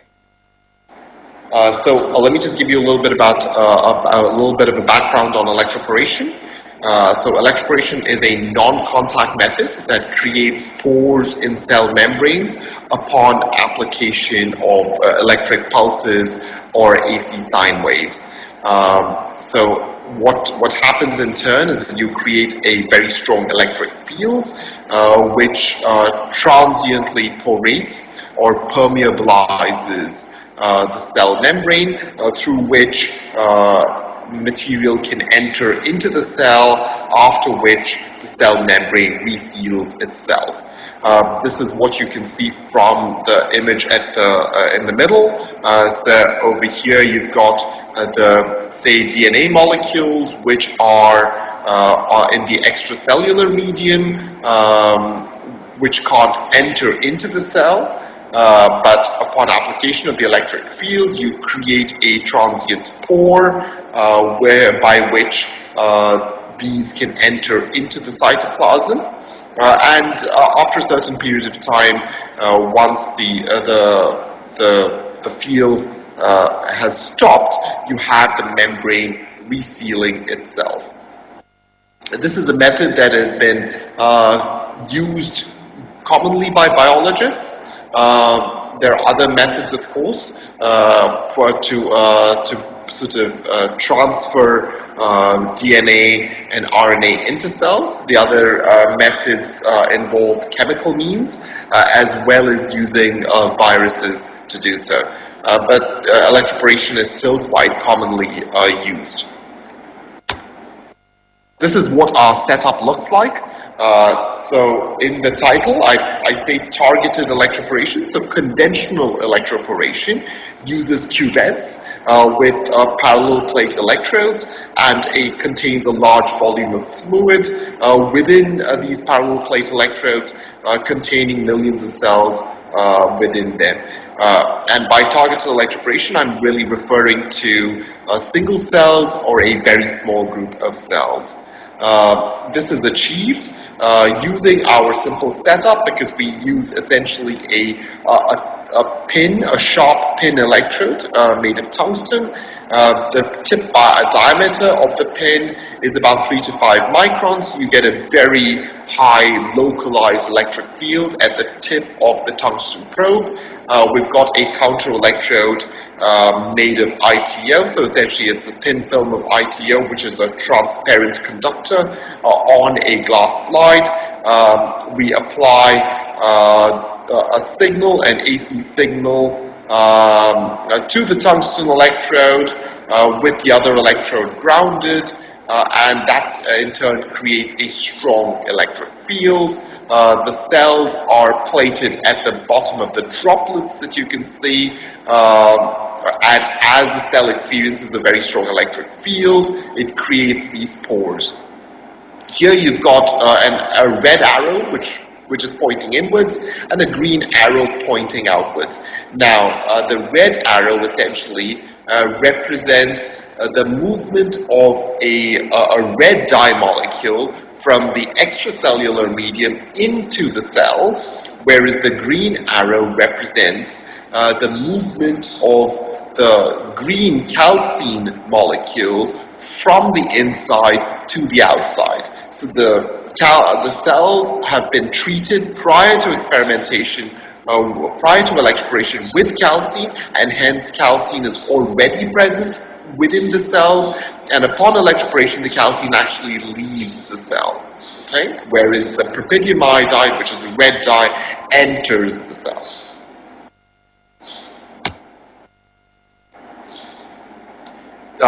Here we have the experimental setup. So this is a microscope platform onto which we mount our ITO-coated slides. Here you can see the droplets of fluid with the cells essentially plated out at the bottom on the ITO surface. Here you've got a tungsten pin electrode, which is held together in position with this probe holder, which connects up to a spatial manipulator. The spatial manipulator allows us to move the position of this tungsten electrodes to within a few microns of the cells, which is indeed essential to achieve targeted electroporation. The image on the right shows you the black line, which represents the tungsten electrode. You've got adherent cells at the very bottom on the ITO surface. You position the tip of the tungsten probe to your area of interest, right above the cells which you would like to electroporate, and then you energize the electrode in order to create this very high, strong electric field. And in this case, we're using MCF7 breast cancer cells, but of course this can be done with any cell type. Here is a finite element simulation images of the setup. Here you've got your tungsten probe, and the counter electrode, the ITO electrode, is at the bottom. We plot the electric field strength to really understand the decay of the electric field, which is essential to achieve targeted electroporation. So what you want is along the line AB, you want a very sharp decay away from the bottom of the tungsten electrode. So away from the center, you want a very strong decay either side of it, so that we can achieve very targeted electroporation. And that's what you see over here. So if I plot electric field versus distance along AB, you see that the electric field strength is very sharp, right below the pin electrodes, which is where the cells will be. So essentially, if there are cells in this region, the cells don't get electroporated because it's experiencing a much weaker field, whereas if it is extremely close to this region, you have the cells being electroporated.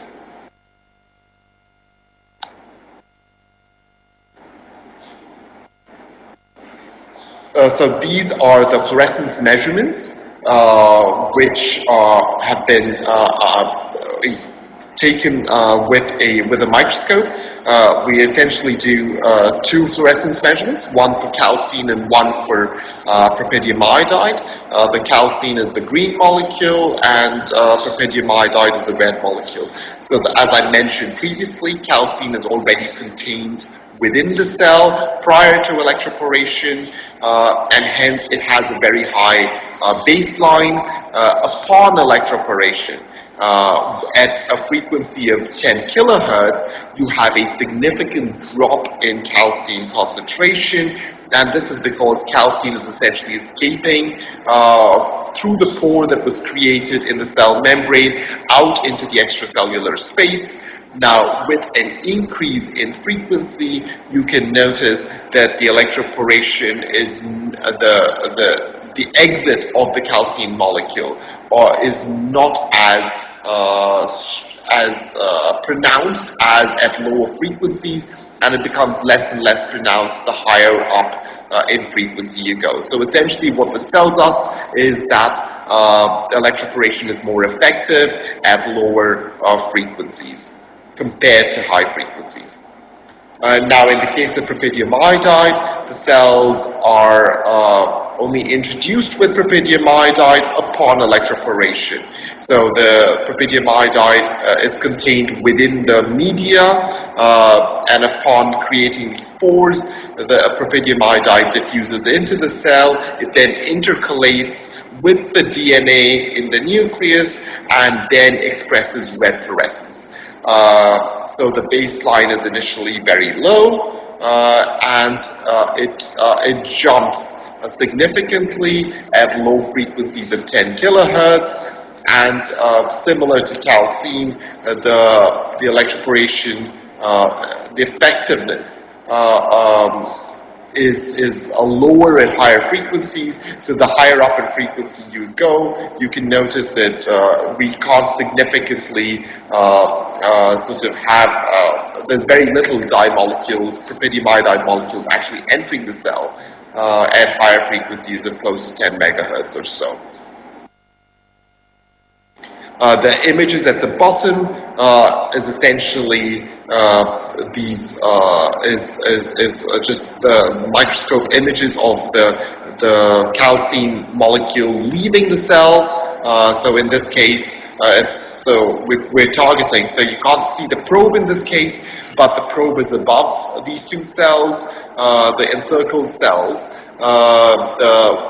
You have, after a certain period of time, you have the calcine molecule leaving, and soon after you have the propydium iodide entering the cells and expressing strong red fluorescence.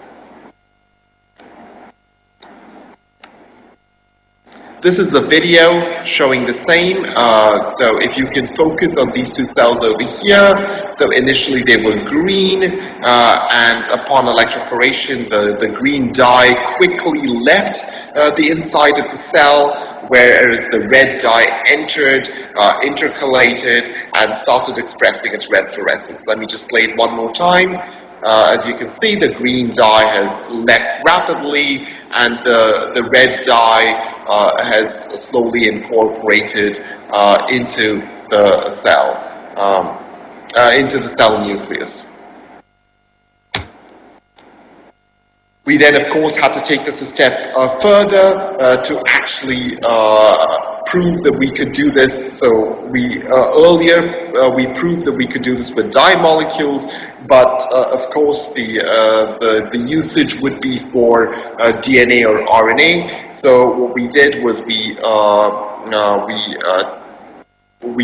essentially tested this with plasmid DNA. With a GFP vector as well. So we essentially have the same cells. We have MCF7 cells,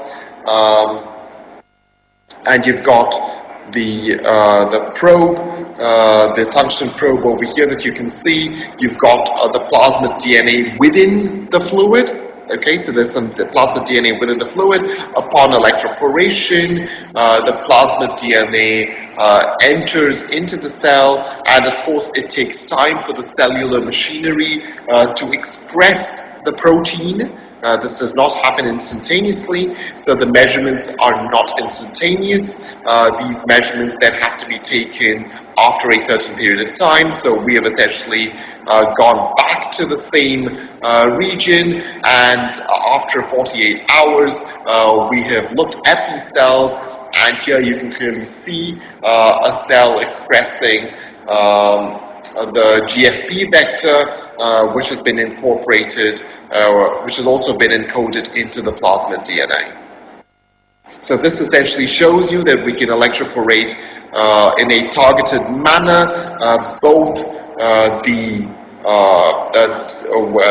dye molecule to allow the dye molecules to enter or leave the cells, as well as for larger molecules such as DNA to enter the cells without significantly harming the cells. We're still able to maintain very high cell viabilities, and this is essentially a low-cost technique which can be used by various biologists with the tools available in-house, such as a microscope. A simple pin electrode can be purchased, and a spatial manipulator, which is also available in a lot of laboratories. Thank you very much.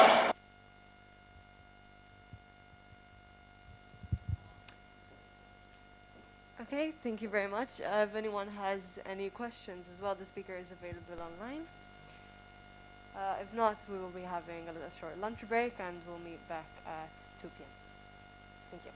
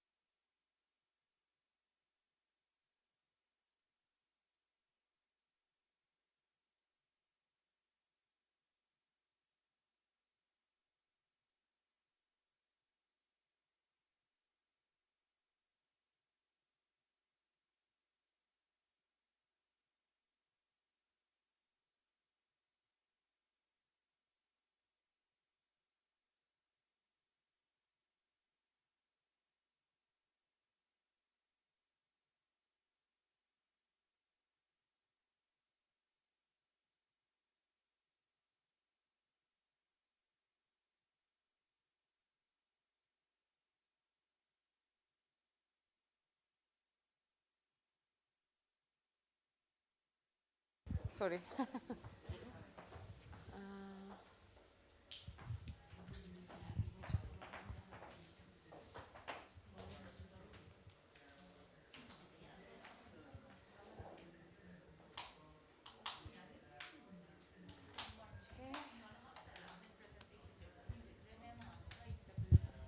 All right.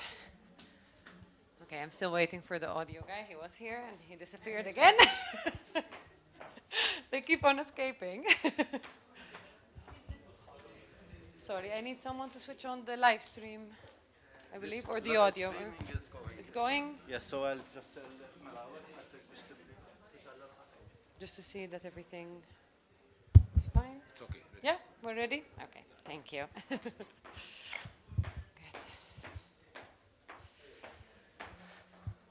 All right, so good afternoon, everyone. My name is Suzanne Maas. I work here at the Applied Research and Innovation Center, and I will be the chair for this session.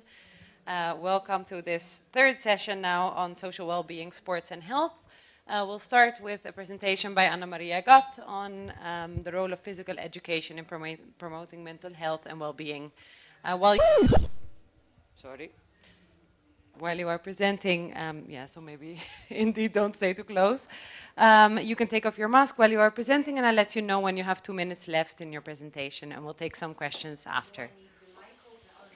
You need the mic because we're also live streaming so that they can hear it well. But yeah, don't do what I did and go too close. Thank you. Welcome, everyone. We're just starting with the first presentation. Good afternoon, and thanks all of you for attending this presentation. Just a brief introduction before I start. I am a physical education teacher. This is my 20th year as a physical education teacher, and my area of interest is obviously physical education within schools. Mental health and well-being, this is part of my PhD study. I'm currently in my third year at the University of Birmingham, third year part-time, and I have just completed the first phase of my study, and I'm here to share with you some of the main results which I have obtained till now. So basically, the role of PE in mental health and well-being of our adolescents. Nowadays, there has been quite a rising interest in the area of mental health and well-being. Even there are rising concerns about mental health and well-being issues in our adolescents. Also, research has for quite a number of years confirmed that physical activity can definitely help mental health and well-being. But unfortunately, even though physical education is the main way how we can expose our adolescents to physical activity, because obviously at school, all our adolescents participate in compulsory physical education lessons, whether once, twice, or 3 times a week, it depends. So PE is the main way of exposing our adolescents to physical activity. But unfortunately, there is lack of evidence, lack of programs of whether PE can really help in the development of mental health and well-being of our students. Nowadays, as I said, I've been teaching physical education for these last 20 years.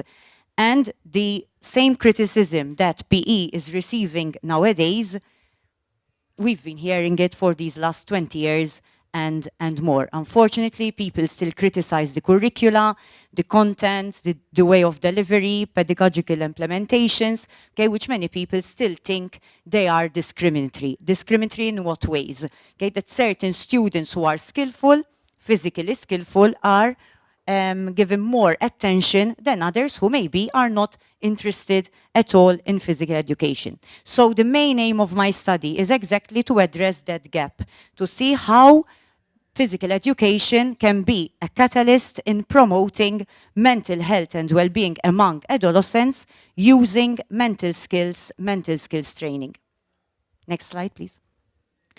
Briefly, how my study is divided. My study is divided in 3 phases. I am currently completing phase 1, where during phase 1, I try to collect the perception of local PE teachers and sports lecturers about what do they think is really the role of PE in relation to mental health and well-being of students. So I did a number of interviews with PE teachers and sports lecturers. And next, I am planning a focus group during which I will disseminate what the information I've collected and receive further feedback. Then phase 2 will be the main intervention, an intervention in a secondary school where I will be delivering a set of lessons to a year 11 class, Form 5, based on the current learning outcomes framework, which is currently being used in local secondary schools. But I will use mental skills training as the main pedagogical approach. Why am I going to use the learning outcomes framework? Throughout my interviews, I heard lots of criticism for this framework from the teachers who are actually using it right now. So maybe I'm not the right person to judge because I'm not teaching that particular syllabus. But at the same time, I'm not here to change a syllabus. All the PE teachers have experienced continuous changing of syllabi. So it's not my role here to go there and impose a new syllabus. So let's work with what we have and try to implement something new in, as a pedagogical approach. So I will be delivering, I will take over the class for about 6 weeks. I will deliver these lessons, I will observe, discuss with the students and the actual PE teacher as well about the effectiveness of this approach. Then the last phase will be a CPD intervention with physical education teachers, where I will discuss with them what I have observed during my sessions. I will also do maybe some simulated lessons with the teachers themselves and then collect ideas and opinions about whether they agree or not if this use of mental skills training can be effective or not in PE. For my intervention, I'm going to use the mental skills toolkit, which has been produced by Professor Jennifer Cumming, who is my second supervisor, and she has already used it with homeless children in the UK. So I'm going to use that mental toolkit, and we try to adapt it to adolescents in secondary school so that we can address the whole adolescent population, not just a section of our population. Okay, this is just a snapshot of the local educational system. As we know, PE is compulsory in primary, middle and senior school level, where there are specialized PE teachers both at primary and at secondary level. Next slide, please. What were the themes I went through during my preliminary literature review before I started drafting the interview questions? There were two main themes, mental health and well-being, and obviously physical education. I went through the different definitions that exist about what is mental health, what is well-being. I also took a snapshot of what are the interventions currently being adopted in schools, both locally and in foreign countries. Then, within the area of PE, I analyzed what is the purpose, the real purpose of PE and the different discourses surrounding PE. Physical education and mental health and well-being, I analyzed contemporary curricula in the UK, in Australia, New Zealand, Canada, and in the US. And also, I analyzed the different teaching models which are currently being used by teachers around the world to see whether they are already or not addressing mental health and well-being. As a methodology, I opted for a grounded theory approach because it's quite an under-theorized area, and I felt that I needed to construct knowledge, co-construction of knowledge, because I'm a PE teacher myself, so I engaged in discussions with these people who are currently really the protagonists within the area of PE. Regarding the interviews, the first set of questions were open-ended questions about what the teacher thinks is mental health, what is well-being. Then I started asking questions, what is actually happening in schools in general? And then we shifted more towards PE. And I asked about different pedagogical practices which the teacher is currently adopting. Next slide, please. Purposive sampling, as I said, the local PE community, we all know each other, we meet quite quite regularly, even in courses. So for me, it wasn't that difficult to choose the right participants. I must admit that I chose people really with a purpose. I wanted people who I felt sure they had information to give me. They could really create a debate also with me. I interviewed 12 participants teaching in different settings, including MCAST and EPES at university. Next slide. Okay, so when I analyzed the codes, I used Corbin and Strauss paradigm of emerging concepts, okay, where I divided the information in contextual conditions, actions and reactions, consequences and outcomes. So I analyzed what is the current context in which teachers are teaching physical education, how are they adapting for them, and what is the result that they are achieving. Next slide, please. Okay, when I asked questions regarding the, could you click again, please, because the last part. Okay, and then another one. Sorry. Yes, thank you. Okay. When I asked questions regarding the purpose of physical education, it was really evident that the purpose of the general stakeholders is very different from that of PE teachers and of students themselves. Why? The general idea about PE is that, okay, we equip students with knowledge and skills towards lifelong physical activity.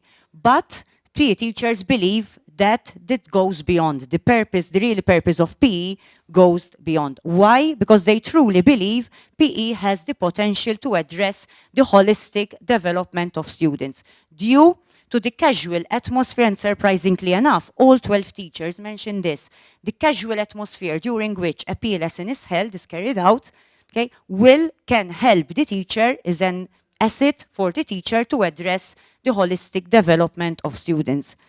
While I was throughout the coding process, I was curious to see what students think about the purpose of PE, and research said that students appreciate that during PE they are faced with challenges, okay, challenging experiences, but they emphasized they want them to be relevant to their needs and desires. And isn't this the purpose of education as well? Shouldn't we provide our students with an educational experience that is challenging? Yes, life is all about challenges, but that meets the individual needs and preferences of students. Next slide, please.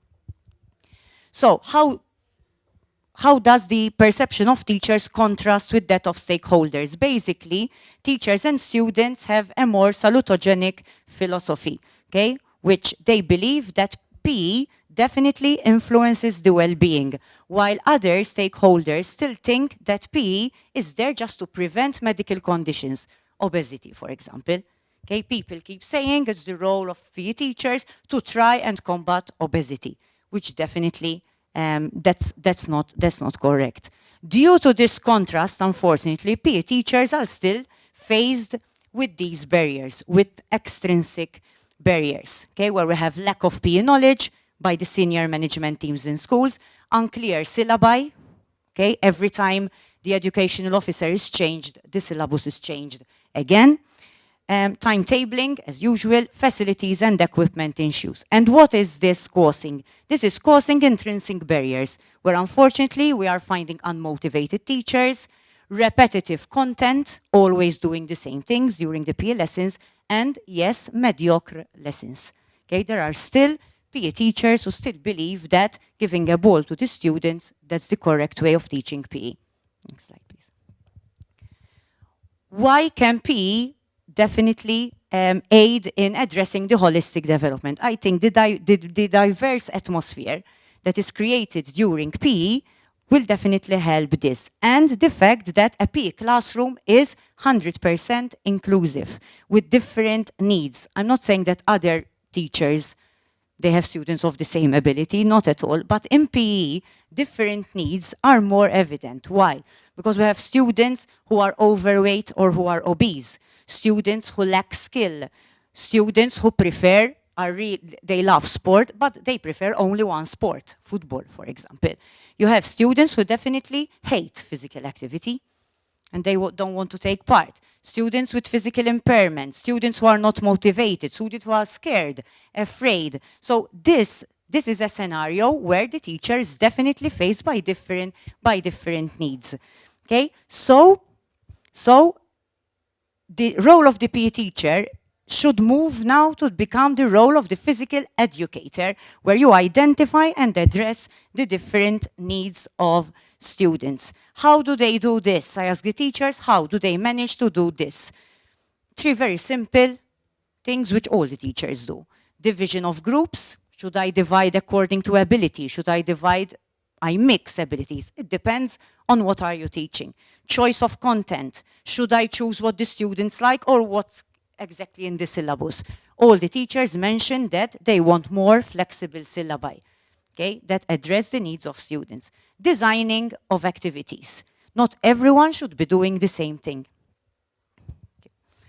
Regarding mental health and well-being, so that we come to the link now, it was interesting to note that all PE teachers believe that mental health and well-being is not something medical. Mental health and well-being is the way we live, a way of life, feeling happy with ourselves, the feel good factor. Unfortunately, in schools, mental health and well-being is still being tackled as something of a condition. Students are just being referred, statemented students, and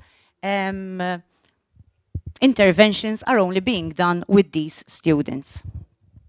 Okay, again here the perception of teachers about what is mental health and well-being contrasts with what is happening. Not all the students are being addressed. Here are some practices which teachers mentioned could be effective in addressing the mental health and well-being.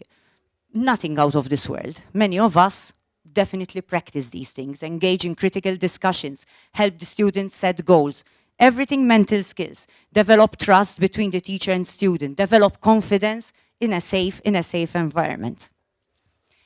And this is the model I came up with in this first phase. So the casual atmosphere during PE, okay, can help the teacher identify the real character of a student. A student sitting down at a desk during a maths lesson is different than a student running around in the yard during a PE lesson. Then, once I identify the real character of the student, I should then identify the needs, the preference, and the potential of the student. Then identify the effective pedagogical and intervention practices to address those needs. And finally, identify the carryover life skills which I can instill during PE. We mentioned earlier goal setting. It's one of the mental skills I should be working on in my intervention. Okay, self-awareness, appreciating one's ability, trying to make challenges oneself.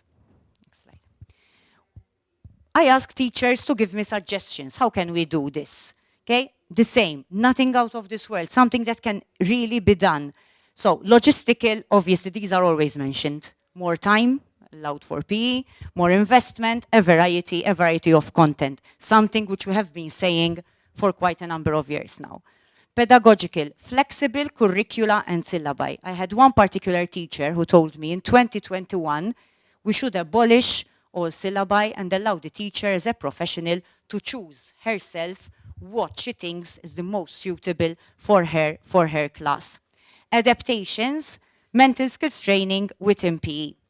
Personal intervention, the teacher must intervene himself or herself as well. How? Continuous training on awareness. How am I going to be aware? What are the needs of my students? Professional collaboration with other PE teachers, with teachers of other subjects, so that we can do a whole school approach. A change in the mindset of newly qualified teachers especially. We are not just teachers, we are educators. Okay? What is the way forward? An intervention, I'll be doing an intervention in a secondary school, as I said, a 6-week teaching block. I am going to focus on the area of games and fitness. Why did I choose that? I chose games and fitness because they are the 2 areas the most popular with students. So I must admit that to make things easier even for me to address the interests of students, I chose these 2 areas. Plus, a criticism I had received for this study was that involving mental skills might reduce the amount of time the students will be physically active. And we don't want that. I don't want a PE lesson with children sitting down and I explaining what goal setting is. That will obviously lose all the purpose of this study. So I chose two areas where the students definitely will be active for the most part of the lesson. I would like also to invite you at 3:30. I will be doing a workshop here where I will be trying out one particular, a simulated lesson using mental skills. Since I'm doing it here, I didn't choose games or fitness because I would have needed quite some equipment. So I opted for educational dance, which is another area in physical education, not as popular as games and fitness, but it's still in the syllabus. So in the auditorium at 3:30, I will be carrying out this workshop. Thank you. Maybe any questions?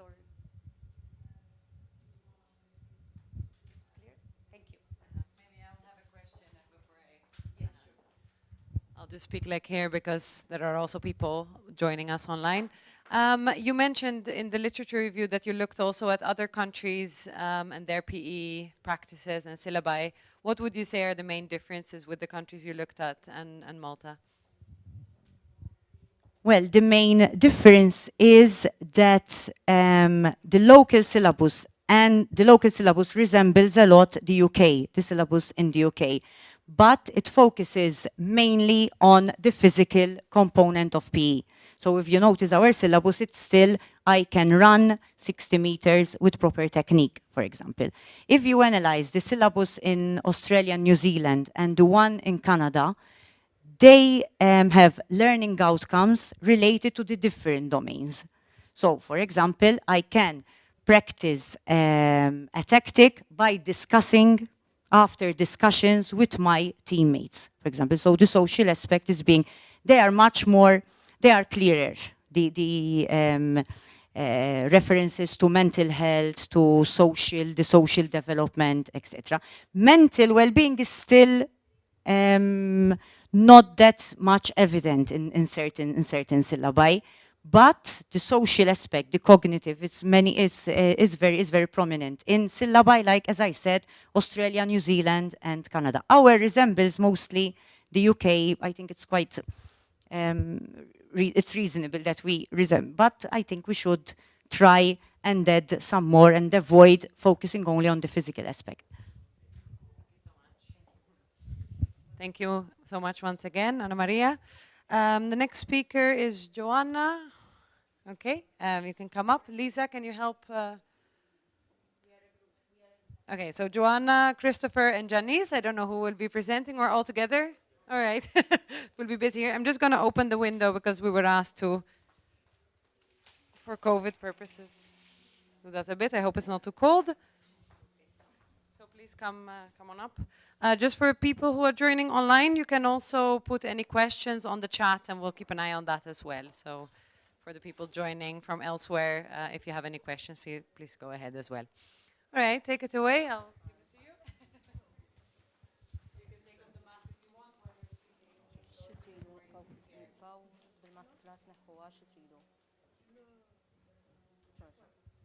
Okay, I can stay with the mask, no problem. Can you listen? Yes, all right. So welcome to our presentation. I am Janice, Joanna, and Chris. So our study will be focusing on youth and alternative accommodation. We will explain slightly what it is in the future. The first thing we're going to discuss is the identification of the research gap. So why the need for this particular study? The main two inspirations for this particular study are when we looked at a nationwide study which was conducted in 2010-12 by Abela et al.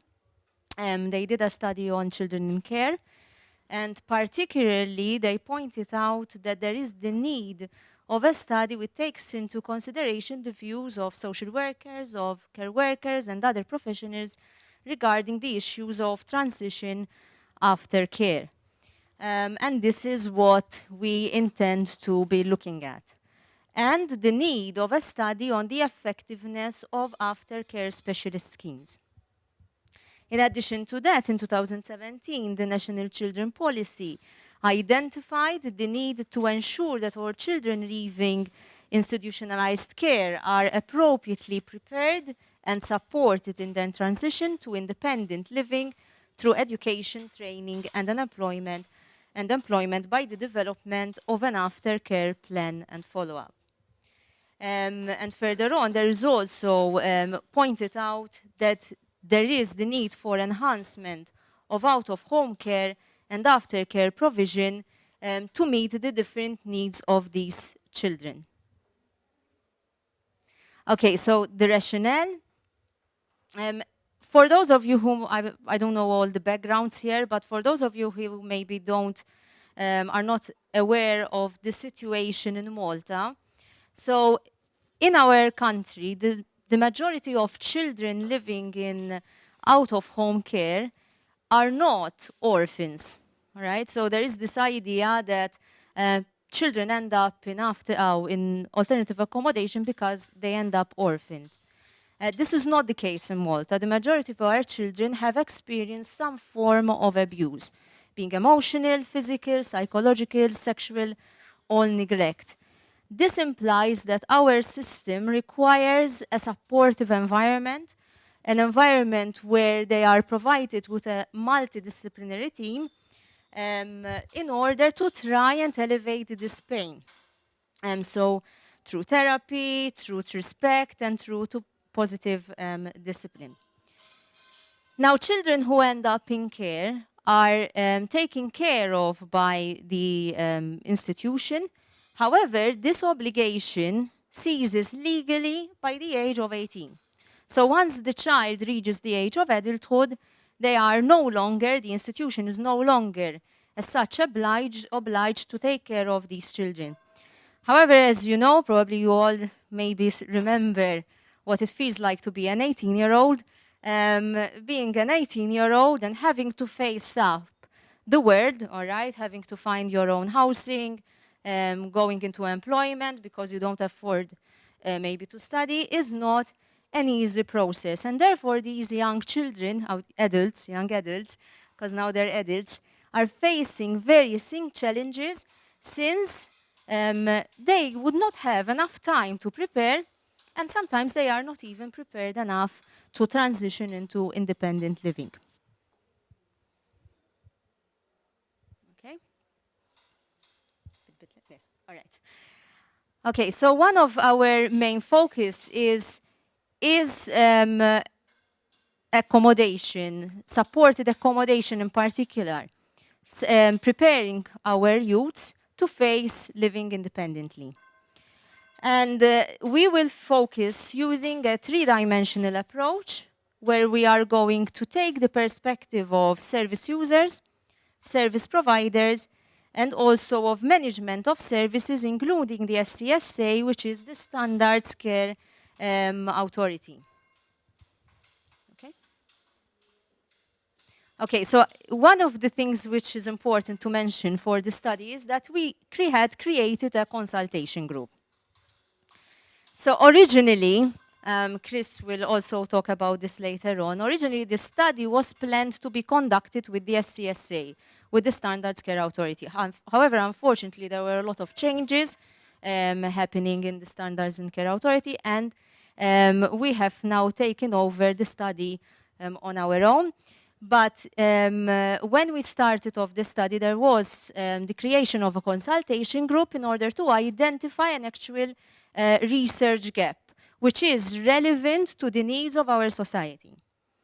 The members in this consultation group were the SCSA themselves, members from the SCSA themselves, members who form part of the youth and community work, representatives from the FSWS, representatives from the social work profession.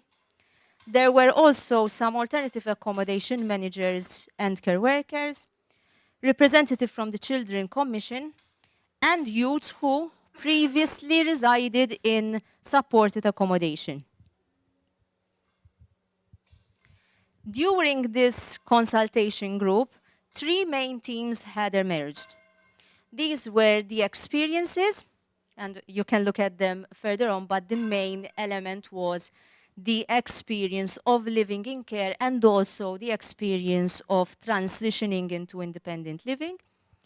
The re-immersion in society, especially the focus of the transition, okay, moving from living in a residential home into living independently on their own, and the outcomes of these youths compared to outcomes of youths who are living in what we would call a normal family.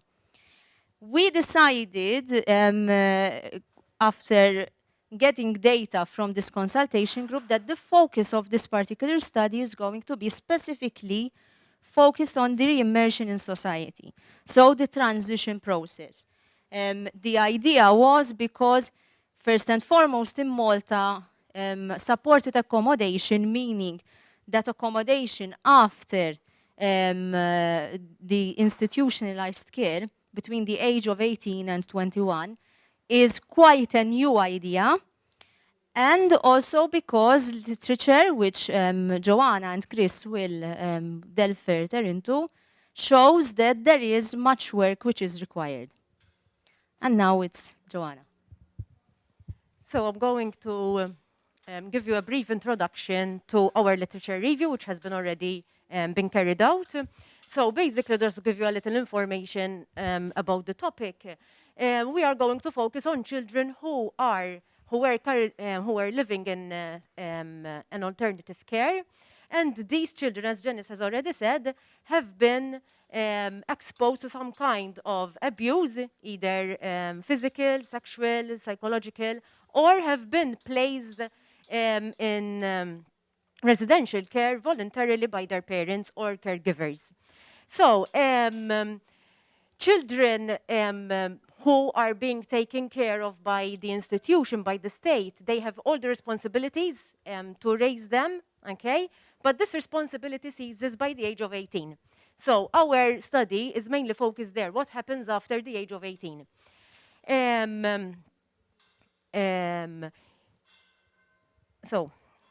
Okay, so this shouldn't be, the transition shouldn't be stopped immediately. It needs time because obviously the young, especially here in Malta, the young adults, okay, do not leave their parents' household immediately when they are 18, when they turn 18. Usually in Malta, they leave their home in their late 20s. So we are seeing that these young adults are at a disadvantage if the transitioning is not carried out as it should be.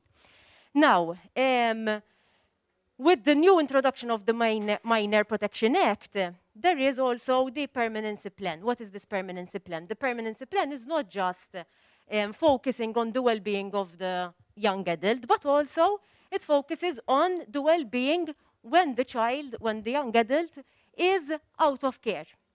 Okay, so the focus is on the skills, on what the young person is actually, okay, good at or needs further help in.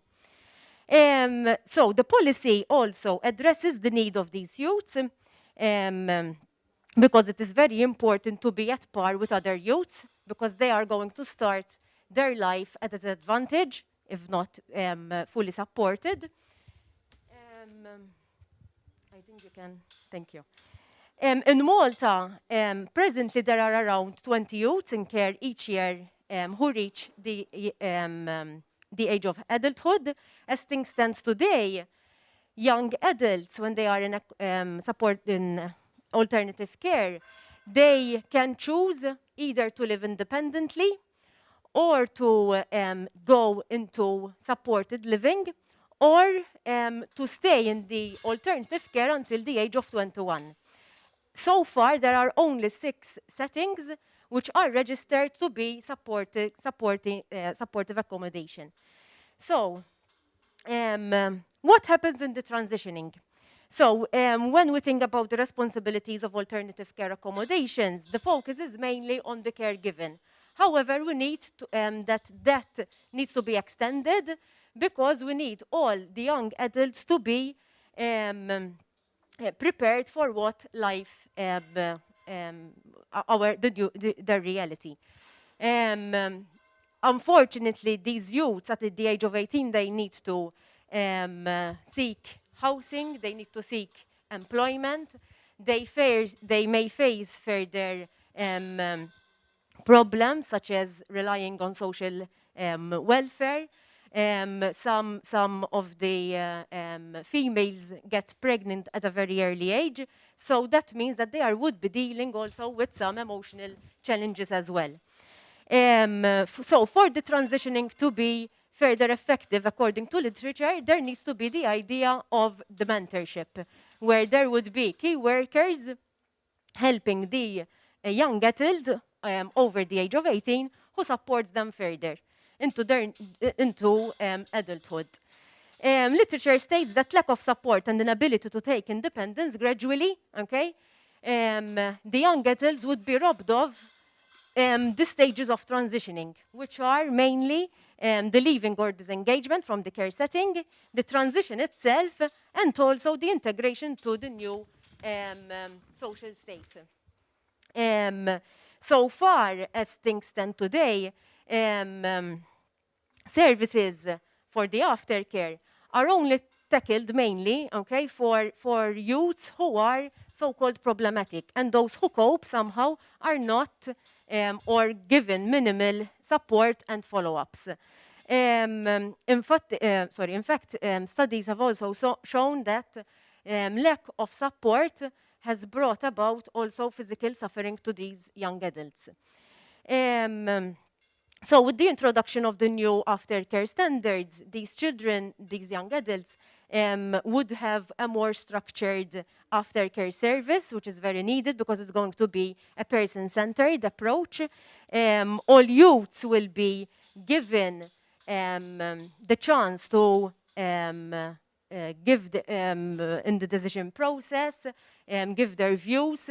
There would also be an assessment of what their skills are, both the tangible and intangible skills, for them to not fall into the trap of being invisible within the welfare system. So, literature also states that there are several steps for transitioning, mainly these four, where it is an early intervention, which the transitioning phase shouldn't start at the age of 18, but it should be started much way before.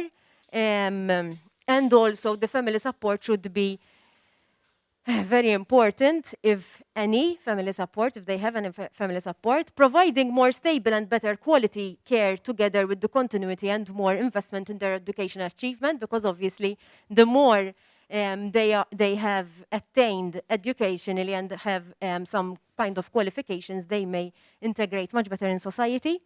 Gradual transitioning, and also providing ongoing aftercare, especially for those young people who are in need. Okay, so adding on to what Joanna was saying, I will focus more on the care leavers' experience and the servers' provided experience. Literature shows that young people at the age when they need to leave full-time care have a different experience, they have a different reality. And this is based generally on the experience before entering care itself, the experience within the care system itself, and the transition processes. In fact, depending on this experience, Stein categorizes youths into 3 different categories. The first category is what he calls moving on, which is basically, these are the youths who manage to have stable placements, secure attachments, and they have made a sense out of their situation. Generally, they would have obtained higher education and have a fulfilling job. And they also managed to make use of good use of the support system provided with their former care workers. The second category is that of the survivors, what Stein calls survivors. These are the ones who would have experienced more instability in the care system, and they generally leave at a younger age or else they might have experienced a sudden termination in care. They also generally obtain less qualifications and might end up temporarily homeless and working in unfulfilling jobs. They also generally tend to have more relationship issues, and they have a reality of dependency, mainly for housing and financial and personal assistance. Then the third category is what Stein calls the victims. These are the ones who have experienced the most damaging pre-care experience, and this pre-care experience would have left such a devastating influence that the system was never able to compensate for such terrible experiences. They are the ones who usually experience the most transition in placement. They are the ones who are labeled as problematic. They have behavioral issues, especially in schooling situations. And they are also the ones who choose to leave care settings very early in life. They experience problems like homelessness and unemployment. From the service provider's perspective, then, research shows that the service providers do acknowledge that the main responsibility is the youths themselves, but also themselves as a service providers. However, the family of origin, if it is in the picture, and political situation, politics also have their impact. It is very clear, however, that the concept of responsibility is usually very, very vague. Some service providers actually seem to believe that continued follow-up of the care services will actually lead youths themselves to be more dependent rather than independent, and therefore they eventually would strive less for independence. So they are not sure about that situation. Should we keep on providing this service or not? However, then literature shows that some form of continued support is really necessary to help youths recover from periods of turbulence, basically. Some more points. For service users, the priority revolves around the provision of housing, followed by employment, and then for one to be able to support himself or herself.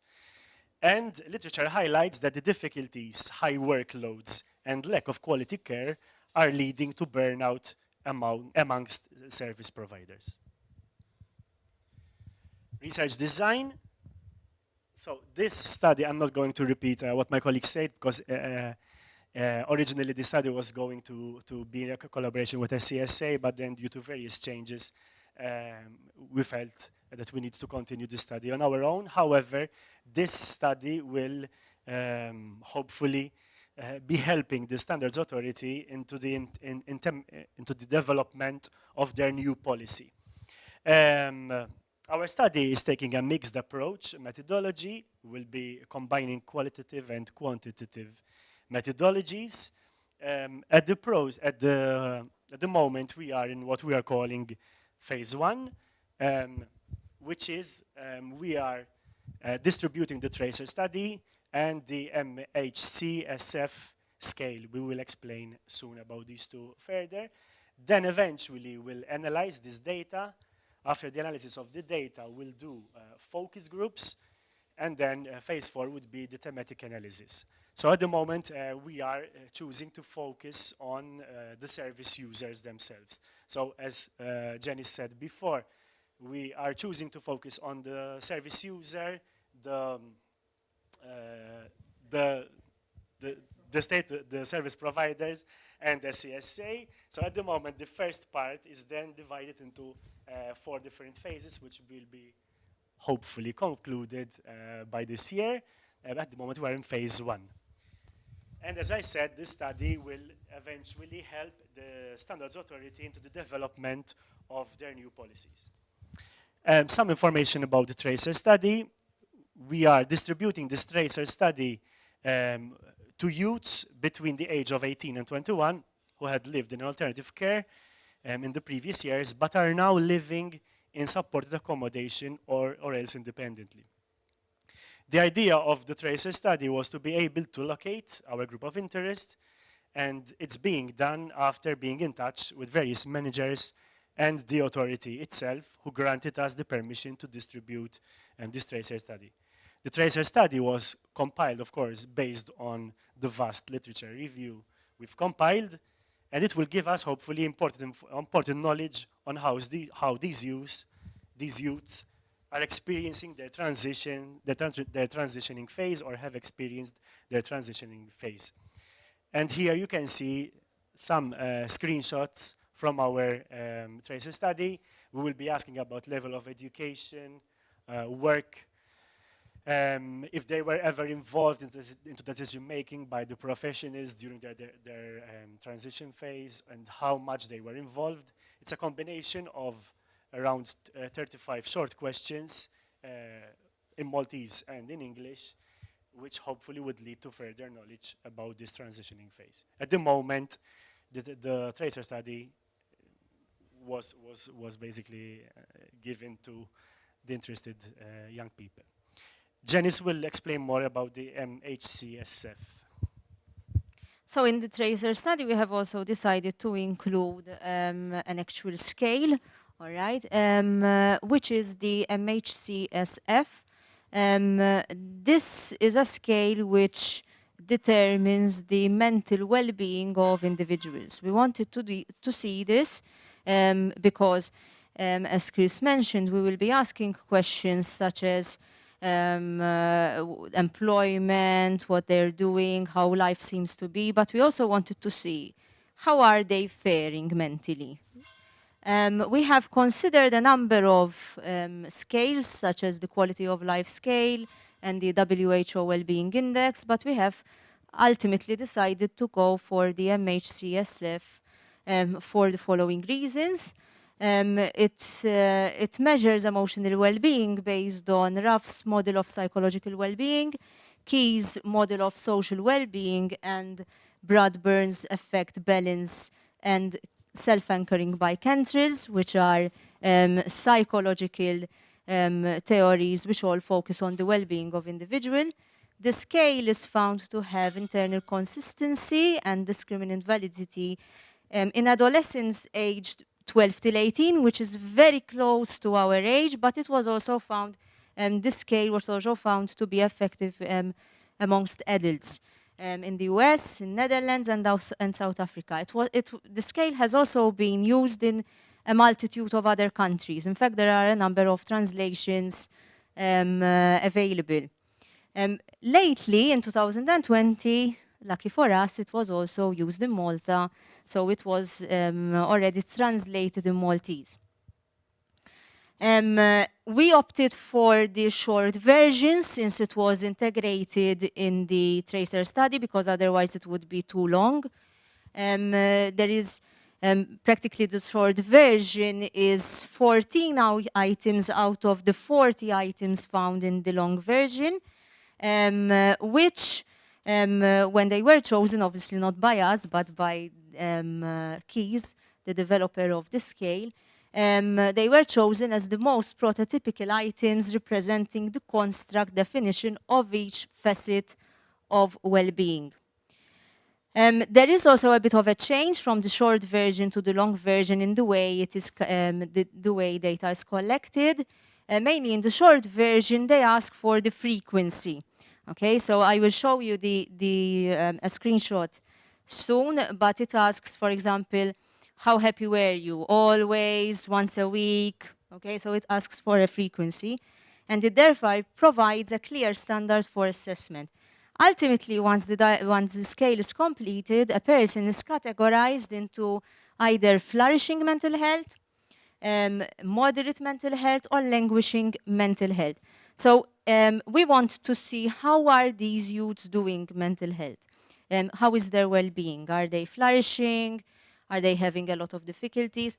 And the reason why we opted for the MHCSF, by the way, there are a lot of scales out there which assess the diagnosis, whether they have depression or whether they have... We wanted to focus on well-being rather than the illness. In a way, this is what Maria also mentioned in her... You know, you can show the screenshot. Here, sorry, we forgot to include the English version here. This is the Maltese version, but I will. Mainly, there's one simple question at the beginning. How much you agree or you disagree with the following statements, how much you have felt them during this last month. You have a number of statements there. So, for example, the first one is happiness. And you have to choose whether it was never, whether it was once or twice during this month, the previous month, whether it was once a week, 2 to 3 times a week, almost always, and always. And then from that you can, there's a scale obviously which you have to follow, and it gives you the mental health well-being of the individual. All right, so I hope we have made our research as clear as possible to you. And if you have any questions, obviously we welcome questions. Thank you.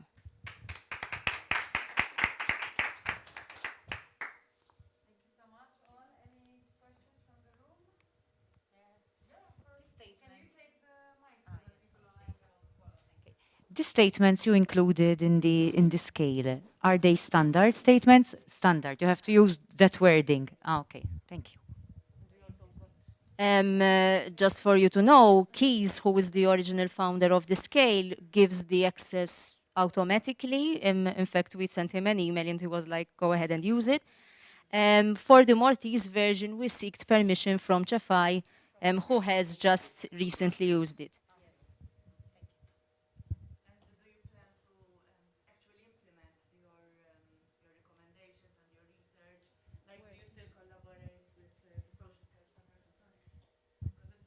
Yes, we are into close contact with the Social Care Standards Authority. We have meetings regularly. The issue is because people are continuously changing, but we have meetings regularly with them. They know about this study. They are helping us in the distribution and into reaching different managers, etc., because many times it's not that easy. And they will be considering and basing a lot of their ideas as well based on what comes out of this study as well. Because at the moment they are issuing the new policies specifically for young people into supported accommodation.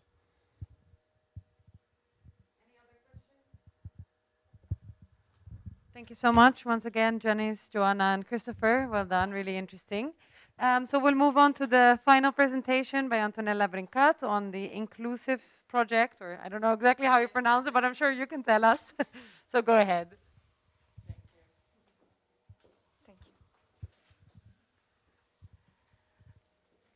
you. Okay, so good afternoon, everyone. My name is Antonella, and I will be briefly explaining this Erasmus Plus project, which is called Inclusive. So the term stands for more inclusive and professional higher education institutions.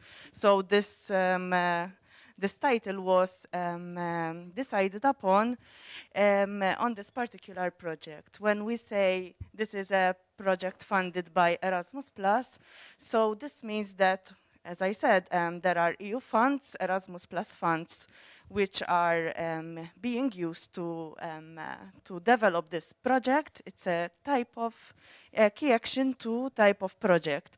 So basically there was MCAST involved, but also there are 7 other colleges and universities from around Europe.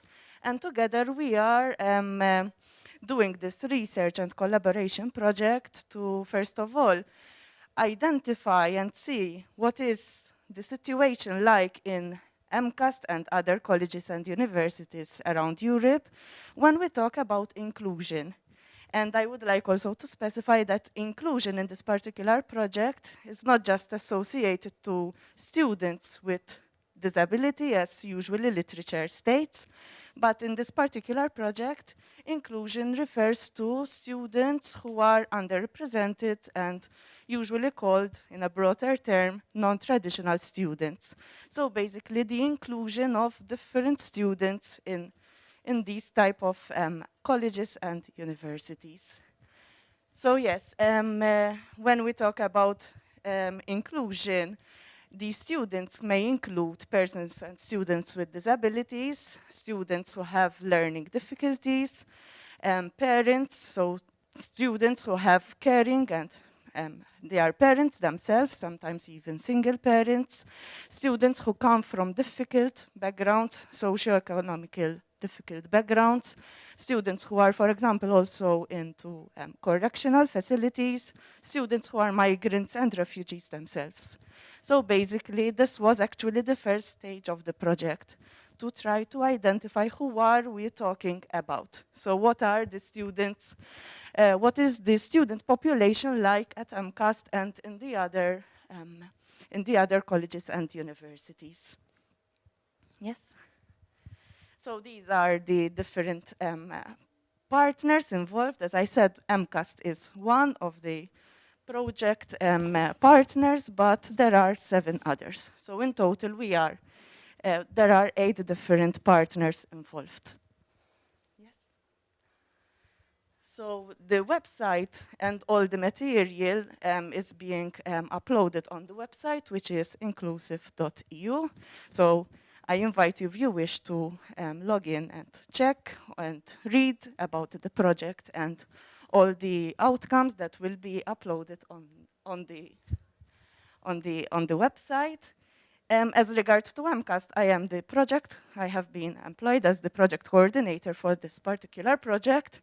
And I am obviously not just me, but I am collaborating with the international office. So obviously it's not just me, but I am the coordinator and I'm working with the international office to carry out this project.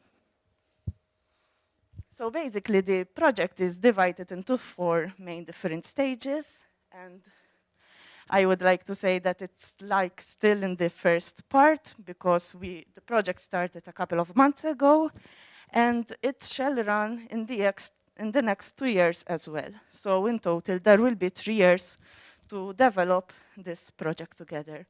So the first stage is to analyze the existing models and patterns within student engagement in our institutions. So in the first step, what we have done already was to conduct a focus group with a number of lecturers and staff and students as well. I carried out this on behalf of MCAST, and my colleagues in the other partner institutions did the same focus group within their colleges. So this is the first step to see what is the situation like when we talk about inclusion at MCAST and in our institutions. The second step is to identify good practices and innovative ways of a more inclusive student engagement. And in our target groups, the third stage will be to develop student-led strategies for creating a more inclusive environment. And finally, it's not just, so basically the project is not just about doing a research and we stop there, but we will be developing also a toolkit and actually have something concrete that our institutions can use, and even other institutions which are not involved in this project. So having something really concrete to use and to try out in our colleges. The first report has been compiled already, and it is available on the website. So basically, as I said, the research and the research that we have carried out already is published, and it is available on the website. Can I have the next slide, please? And basically, what I wanted also to say is that unfortunately, due to COVID, the collaboration at the moment is still online. So we have met a number of times throughout the year online. We were going to meet in Germany last week, but unfortunately it was cancelled. So we really hope that we will meet with our partners early next year. And I'm really looking forward to continue working on this particular project. Thank you. Any questions?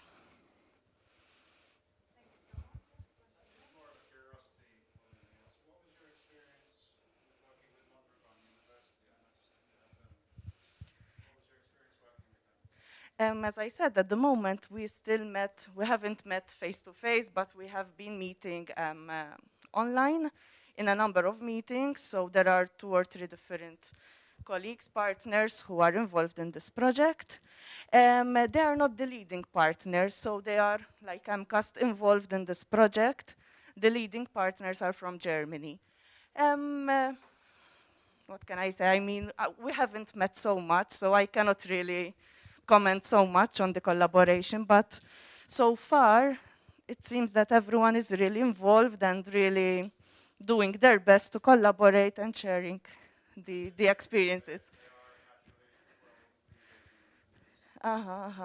No, the leaders are from Germany. They are first in the list, but the leaders, in fact, are from Germany. Welcome.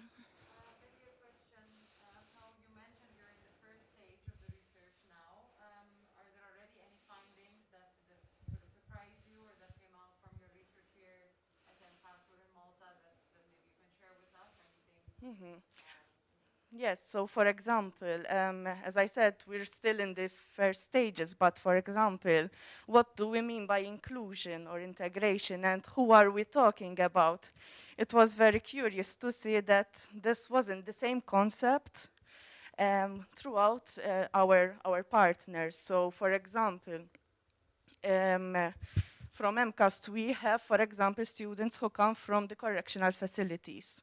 We have 2 students, for example, this year, because I had to ask internally to compile the information. And this was quite something new, and the other partners didn't mention, for example, such situations and such students. And also, when we talk about migration and refugees, the realities, sometimes we think that it's just Malta, for example. In reality, migrants and refugees are everywhere, but still the concepts and the facilities and the barriers and challenges, there are some similarities, but also a large number of differences between our realities. So it's very interesting for me as a professional, as a lecturer working here, to see and to share and to learn from each other, because as I said, in Malta, since we are quite a small island, I think we're very lucky actually to be involved in such projects, to see something and a broader picture of the realities, not just with the Maltese situation, like at MCAST.